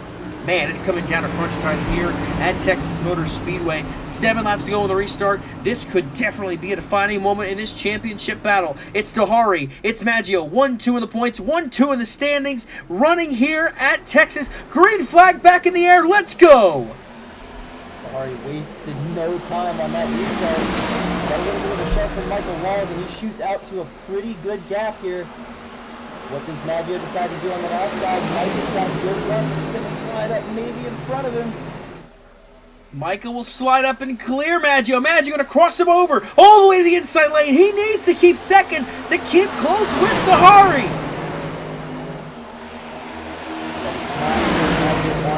Probably not too happy with Micah there. Tried to block him a little bit down the back straightaway, but Micah's trying to get everything again. He is watching his 36 car walk away. This is going to do big numbers if Gabriel Dahari can hang on to. Austin Doran trying the outside lane. Jurgensmeyer and Brody Falker side by side back there for 4th place as they head down the back, a half a second lead and growing still. Look at Doran! Doran to the inside, sending it into turn 3. Maybe 3 wide, trying to get to 4 wide. 3 and 4. Justin Rotz. Oh, Rotz around! And that's exactly what Doran needed. Another caution, another restart. Justin Rott gets turned to the outside wall. Tight racing here at the end of this one, and we're going to likely be in overtime after this caution. Timing and scoring says Austin Doran 6th place. So he net gained about 5 spots on that restart, albeit around cars that were on fresher tires. So that begs the question, how is he going to do around cars that are on even older tires if they decide to stay out, which they more than likely will? That send by Austin Doran, man, that was an aggressive but perfect time move. And then right here off the corner, he gets plenty of room. I think he just ran out. Robinson was up against the wall. Rott was trying to give room on the bottom and then just make contact with that number 45. Up into the outside wall goes Justin Rott. You'll see it from the camera right above the right below the starter. Hard racing at the end. Just runs out of room, and they were trying to make 3 wide work, and you can make 3, you can make 8 wide work in 1 and 2, but you run out of it as the laps wind down and you get down into 3 and 4. So tough way for Justin to end his night. You know, he's thrown everything he could at it, strategy-wise. Took 2 tires a couple times, and unfortunately he's got a lot of damage to that 76. But this puts Jaden Hopp provisionally at this point in the top 10. So. And if we do dip into extra laps, extra innings here in this race, Jonathan Parker has a really good chance to capitalize on this. Richard Olson has called it. He is now 16th. Jonathan Parker's up to 15th. He is 18 laps down, 6 laps behind Amir Bascombe and Alexander Schumacher. 2 spots up for grabs. If we get into overtime and get 2 extra laps added in this race, Jonathan Parker has a chance to get up to 13th and recover very well from that incident under caution. That 48 machine is looking to see if he can maybe get that one last caution to come out before this race ends, because we're going to restart with about maybe 3 laps to go, or 2 laps to go. We'll restart with an unofficial green-white checkered, so JP just needs some extra laps here at the end of this race. He needs overtime to try and get 2 more spots, and then maybe he can just pat himself on the back and say, you know what, we did the best we could after that mistake. We recovered, and we look forward to next week at Nashville, and then a good track he has at Homestead coming up to close out the season. Not over yet, not out of it, but he is still got a fighting chance. Never over till it's over. Like I said, puts that 16th place. He's hoping for at least one more green-white checkered. And Austin Dorr might be thinking the same thing, needing a green-white checkered, because he's going to be restarting 6th place, 3rd in the outside lane. If Maggio does not get a good launch in that outside lane, Dahari could check out with this race, unless Michael Walls can keep even with him. That could be the defining factor here as well. Michael Walls could very well get a good restart and have a chance at this win for the first time this season. 2 drivers chasing their first wins or 3 drivers, just say actually right there, in the 00, the 24, and the 36 chasing their first wins this season. Maggio's looking to go back-to-back, but how about 5th place? Hey, Brody Falliger in the 44. Great run for him tonight. He's looking to see if he can try to get a top 5, if not even contend for the win. Maybe some accident happens with these leaders. Somebody dusts up. You have another accident like we saw Bridger Olsen, Jaden Hopp. Brody Falliger could walk away with the checkered flag in hand.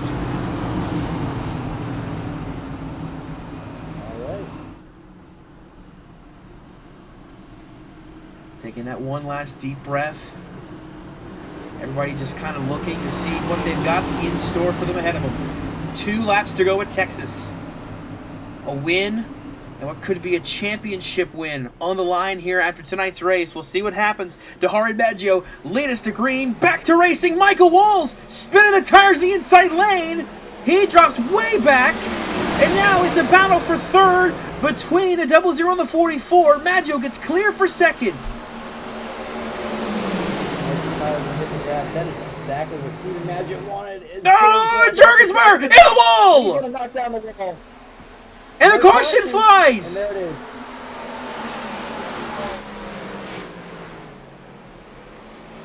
Man. We're going to overtime. The racing gods are just giving everything that they took back from Jonathan Parker, it seems like, because he's going to get exactly what he needed with an overtime finish, now officially an overtime finish. It was an unofficial green-white checker, now an official green-white checker. We'll take you back to what happened. Doran pushing the 00 in the corner at first. Jurg gets clear out ahead of him. I think right here, just a little slide at the corner. Yeah, right there, gets loose in front of Doran. Doran gets in the back of the left rear. There's nowhere to go for the 52. He was trying to keep it off the 00, but at the same time, it's 2 laps to go. He cannot let it off. He does not need to let 00 save it. Right there, he's sideways. Just contact made.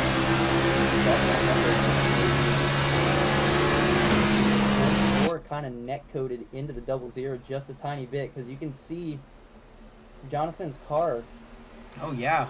shoots up a track right. You can see there's kind of a twitch in that 44 car, and right as that happens, Jurg walks up the track, and unfortunately right in the path of Austin Doran. Some lag issues still seem to be plaguing that 44 at Brody Fowler. So here's how we sit right now. So Jurgensmeyer having the issue was big for him in the sense that he could have had a chance to still contend for the championship. He's out of it now. He's in 9th place right now, but if he's damaged enough, he could be out of it entirely. Justin Rock could be fighting for a top 10 spot. He's a free pass back on the lap. Jaden Hopp is on pit lane 2 laps down. Hopp is in a safe spot, really cannot have any problem. Hopp can not finish this race right now and still finish 11th place, so not worried there. Gabe Gazzola in 12th, pretty solidly, not going to fall out, but this is the big one here.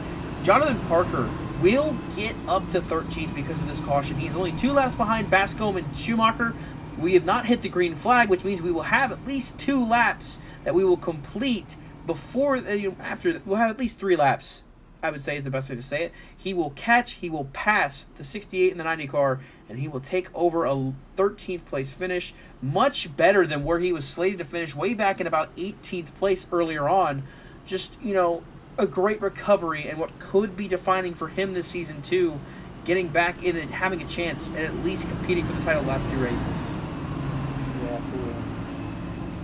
Everybody needs to be taking notes on how to handle adversity from this 48 of Jonathan Parker. He's done a really nice job of keeping himself in it. A lot of guys, when they get wrecked, they just, whatever, I'm gonna leave. But JP stayed in it, and he's doing a masterful job at not only keeping himself out of trouble, but, like we keep saying, being able to have enough speed to get those spots and not get himself in another incident. So, because he's definitely going to get those spots as long as he can keep his car in one piece.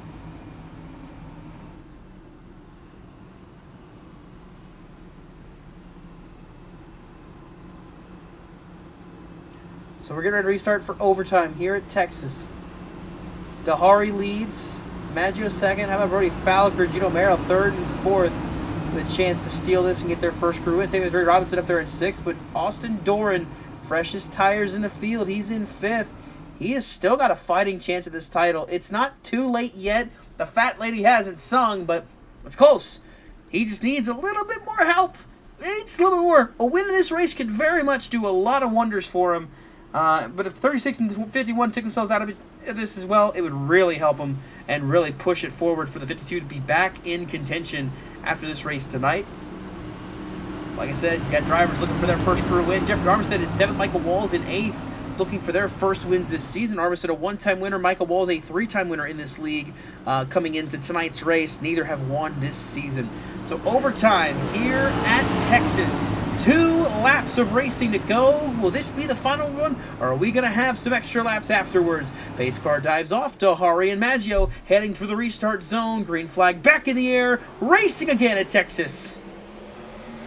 He is going to need to have the best time that he can. Not going to have the help on the outside. Here comes Austin Doran peeking to the bottom with fresh tires. How are they going to stick in the corner?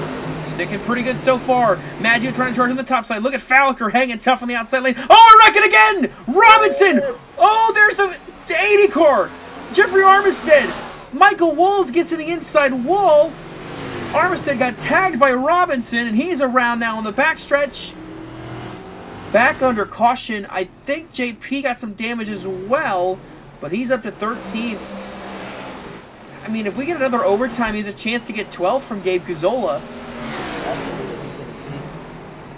He'd have to make it. If he was going to try and maybe, if I was him, I would have probably hung back a little bit farther so as to not get involved in anything like this, because that's essentially a free spot too if a wreck happened. And obviously we did get another wreck here, so we'll take a look at what happened. Micah got loose in the exit turn 2. Bobbles twitches up the track into Andrew Robinson, who clips Jeffrey Armistead. And just sends them scattering down the backstretch here at Texas Motor Speedway.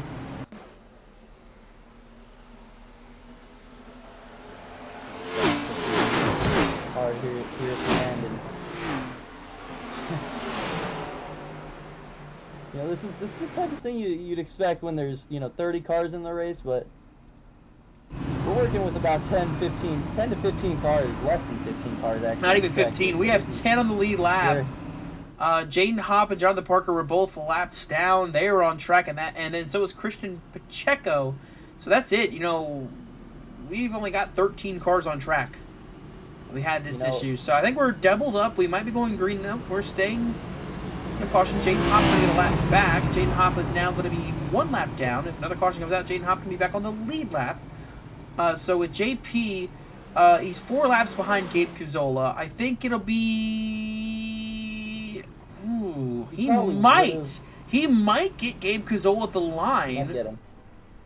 Gabe is in a pit stall that's behind. I'm gonna do some sleuthing real quick. No, Gabe is ahead of the start-finish line, so he will not get past, I think, because it'll be 3 to go when we come around. Gabe will get lapped and be 3 laps ahead. 2 to go at the green. I think JP might get him. It'll be close. It'll be very close, but JP has to stay on the lead lap, and he's getting damage repaired right now. He just has to finish this race is all he needs to do on the same lap that he's on right now. He cannot lose a lap. If he loses a lap, he's not going to get it. So just getting some damage repaired maybe, then getting back out there and just finishing it. He does not have to race hard. He just has to finish this race under green, and he'll have a chance at doing it. We have 6 cars in this lead group, and this is just, oh man, what a turnabout of this race. Everything's bigger in Texas except for the field count at the end of the Slide Job Racing League Sniper Designs 200 here at Texas Motor Speedway. Here's how they line up. Gabriel Dahari is your race leader. He leads this field. Brody Falliker is in second, looking for his first career win in the Slide Job Racing League. And so that's what is going on here. Doran is lining up inside of row 1. Falliker is blinking out, but he's yeah, I would not be shocked if this is extended. I'm not sure. Oh, there we go. We're sorting it out. So Dahari choosing the outside lane for this restart, and this is a great call. This is a genius call to lock Doran behind the 44 on this restart. That is exactly what he did. Great call by Dahari. Heads up call by the 36 team to do this.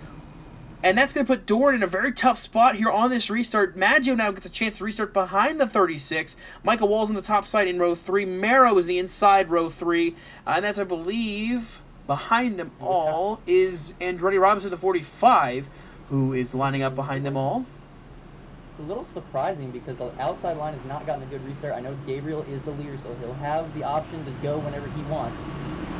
But I was about to say, Austin Doran's in a really good spot here behind Gabriel. Gabriel makes that move to trap him behind the lagging car of Brody Falliker, and we'll see how that works out for him because we are going to get a wild restart. You can't time a restart on the car that's blinking in and out. You cannot time a restart.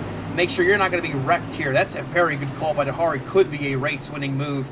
But also Maggio has a chance back behind him. Coming to the restart zone. Green flag got to fly. 2 more laps. Can we get him? No! Falliker contact! Set in the grass!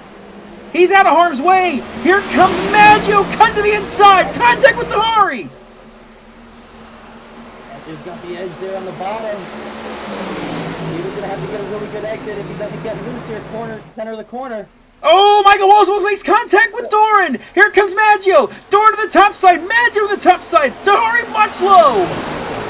All we got to do now is get back to the white flag, and we have an official race. Gabriel Dahari has faced a lot of adversity tonight. Can he come back home a winner? He got some Maggio. Maggio going to send it way high in the entry of 1 and 2. He's going to try to set up for the run in 3 and 4. Can Dahari hang on and get his first win this season? Maggio, hard charging. Doran is going to clear him. Maggio cuts to the bottom. Can he go for 2 in a row? He gets to the bumper. Doesn't use it. Off of turn 4. Dahari! Contact! Dahari wins it! Gabriel Dahari gets his first win of the season in the most pivotal time. He wins it here at Texas. Everything you could ask for. They didn't wreck. They race it out clean. And Gabriel Dahari, just like Steven Maggio a week ago, gets the win at the exact right time.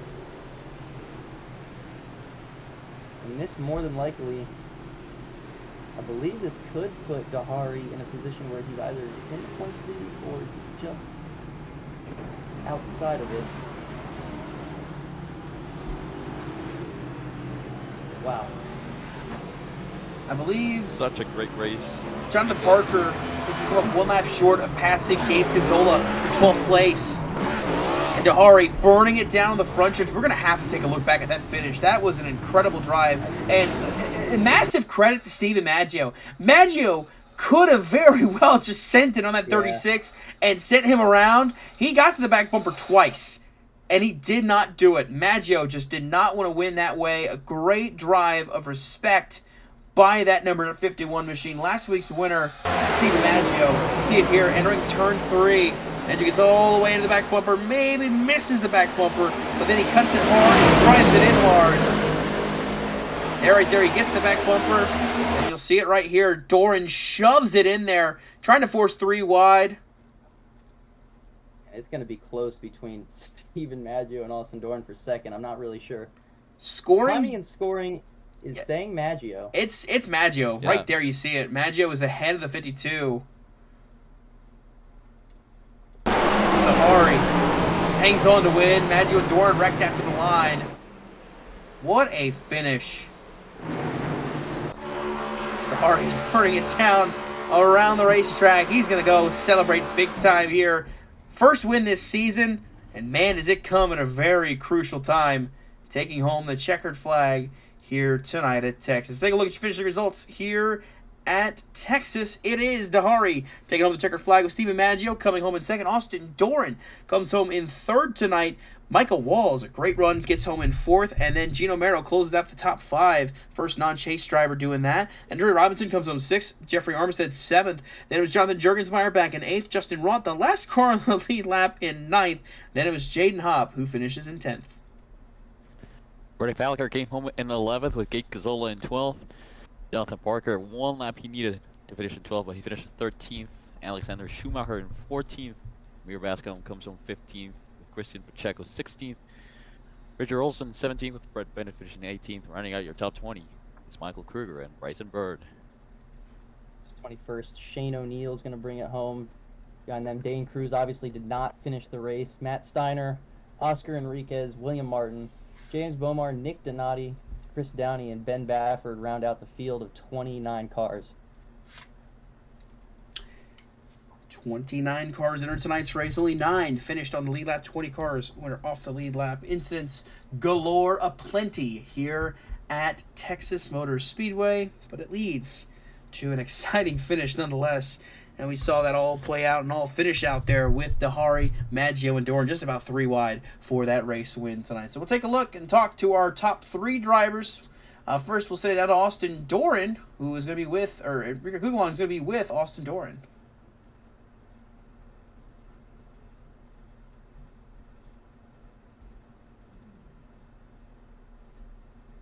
Hey, Austin Doors, Enrique Kukala, and the BRN guys up in the booth. You got a copy? Yeah, I got you, Enrique. Well, Austin, we saw you take that opportunity there late in the race. Got those tires at the end. How was the race for you? Yeah, it was kind of all over the place. I know I needed a perfect race tonight to gain back the points that I was needing after the last couple weeks. And it looked pretty good there up until I had to pit after losing the lead. But yeah, between the early cautions, it was a good run in like the middle of the race there. That was a lot of fun. But yeah, I got a little strung out with the cautions there at the end, and then I don't 100% agree with the pass through that I had, but it was good recovery overall. I wish I could have done a little more there at the end, but yeah, overall it was a pretty good race. Yeah, good recovery it was, coming home P3 here tonight at Texas, and definitely getting back, as he said, some of those points that were lost Over the last couple of weeks, Austin, any teammates, shout-outs? Who got it done here tonight at Texas? Yeah, I'd like to shout out NASCAR Hotspot. Brought the inverted look of the primary this week, so look good out on track. Recently started a new job today too, Flat Six Motorsports. Like to shout them out. Win Dixie, K1 Race Gear, Frontline Insurance, and my team, EC Racing, for their support. Well, Austin, it was certainly a hard-fought P3 finish here tonight, but hey, you're on the podium at least, based on the carnage that we saw. Congrats on the podium, and we'll see you next week and hopefully at Nashville. All right, thank you, Enrique. And I think we're gonna send it down to Randy Payne, who we may be catching up here with our second place finisher, Stephen Maggio. Let's talk to him. Steven Maggios, the boys in the BRN booth got us. Yes, sir. It was a hard-fought second, just barely over Austin. Doran, you got kind of trapped there on the outside for most of those restarts, had a fast car, but what more did you need to get around Gabriel Dahari? I think I just messed up 1 and 2 the tiniest bit too much. After he chopped me down the backstretch, I felt like that kind of just like opened the door for me to do what I had to do there. And so I was like, all right, I'm gonna run 1 and 2, hopefully, get a massive run, and like be there going into 3. Like, I just wanted to, I wanted to get to his inside, obviously, but really I needed to just be there to give him a bump, and I was way too far back. And I got to him and I air packed him, but he did a really good job wheeling it. So at that point, it was pretty much just over. And then I was trying to not get hit into the wall by. I mean, I thought originally it was Duran, but I think he was getting hit by Gabriel. So I mean, at that point, we're just racing to the line. So I was just trying to keep it off the wall. And yeah, I think really if I just hit 1 and 2 a little bit better, I would have maybe had a chance. But I mean, hell of a race, hell of a finish. I can't really be upset with second when you have a finish like that. Well, obviously, coming off of last week's win, you inherited the points lead after last week, but Gabriel winning really not the guy you wanted to see win. Anyway, Yeah. teammates, sponsors, shout outs. Who do you have to thank? I want to thank, well, I'd like to shout out Gabriel on the good win, and also Jaden Hopp. I know he didn't finish, where he should have, but he had a very good race tonight, and I really enjoyed racing with him and battling him. I thought me, him, and Gabriel were like the clear best by a mile, which I was kind of surprising because I'm not really ever good at Texas, and I'm even worse when it's hot. So, yeah, and then shout out Austin on the third. He had that penalty towards the end of the race, and he recovered like so quickly. We were like the next restart, he was 5th, and I was just shocked. But yeah, I don't know. It was a super fun race, and like a lot of next gen races get single file, and you're just in like the dirty air the whole time. And at this track, you can run 15 different lanes to avoid it. So I thought that was really fun, and yeah, I enjoyed it. Thanks for broadcasting. Oh yeah, shout out to you guys in the booth. Obviously, thank you for broadcasting. All right, thanks for catching up with us, and we're gonna send it over to Dawson, who's with our race winner, Gabriel Dahari. I'm obtaining points right now. 1 sec.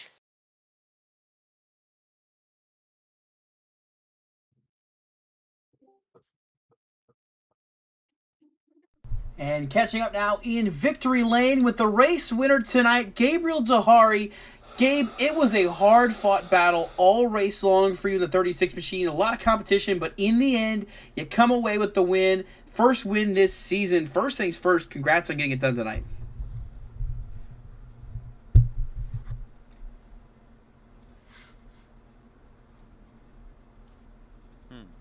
I believe we lost Gabriel. Yeah. Hello.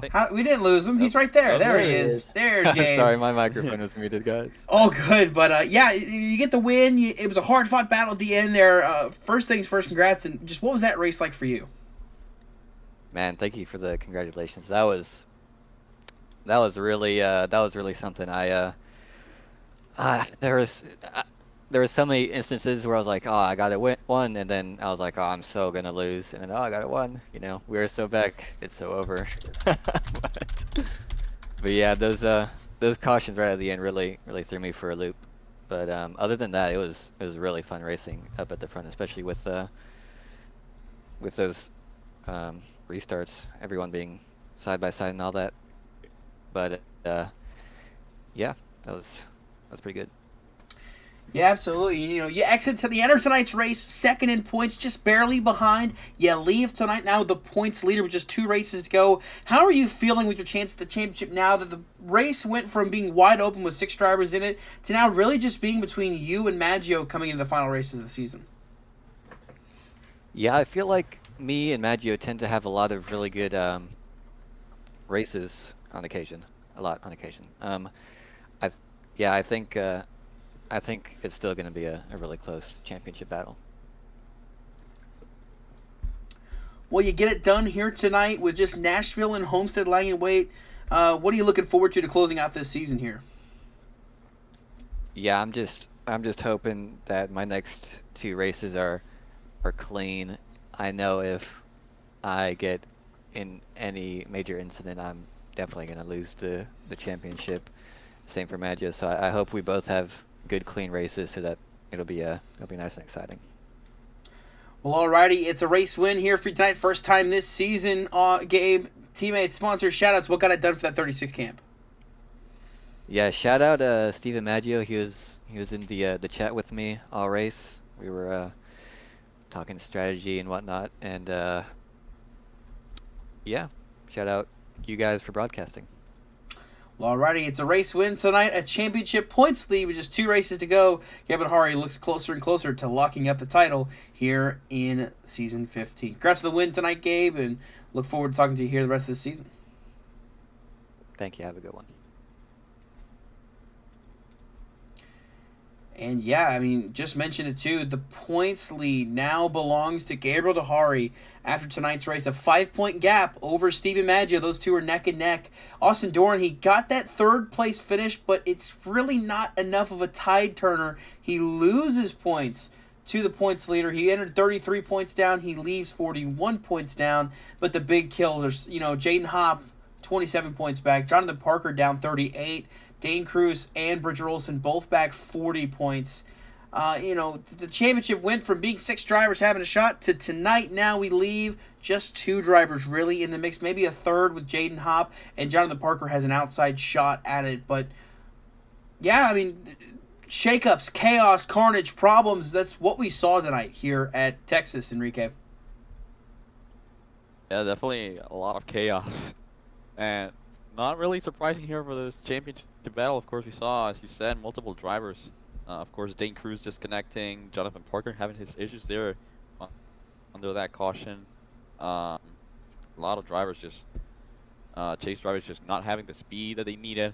But ultimately, we're going to have a very interesting championship battle to look at next week, heading into Nashville between Dahari and Maggio. And Dahari mentioned it, like those 2 drivers were in VC at the same time discussing strategy, so maybe a little bit of teamwork there made the dream work for those 2. Of course, finish 1-2 here tonight at Texas, and hopefully if everything goes right for them, they maybe can finish 1-2 in the championship. Absolutely. I mean, you got to look at, even though Jonathan Parker didn't have the night he wanted, but you got to give props to him for being able to salvage anything he could. He's only minus 38 right now. That's a tall task. But really just the story. Gabriel Dahari, Steven Maggio. It really has kind of been a battle that was boiling under the surface from the start of the season, but as we've gone down the stretch, we've seen these 2 guys be the most consistent continually race after race. And it's showing now here at the end, and now these guys are going to go head to head. We know they're teammates, and we know they're probably best of friends of anybody in this field, but they're definitely not going to want to give each other an inch going down the stretch here to next week at Nashville Super Speedway, and of course the final race at Homestead. So still a lot to look forward to here in Slide Job.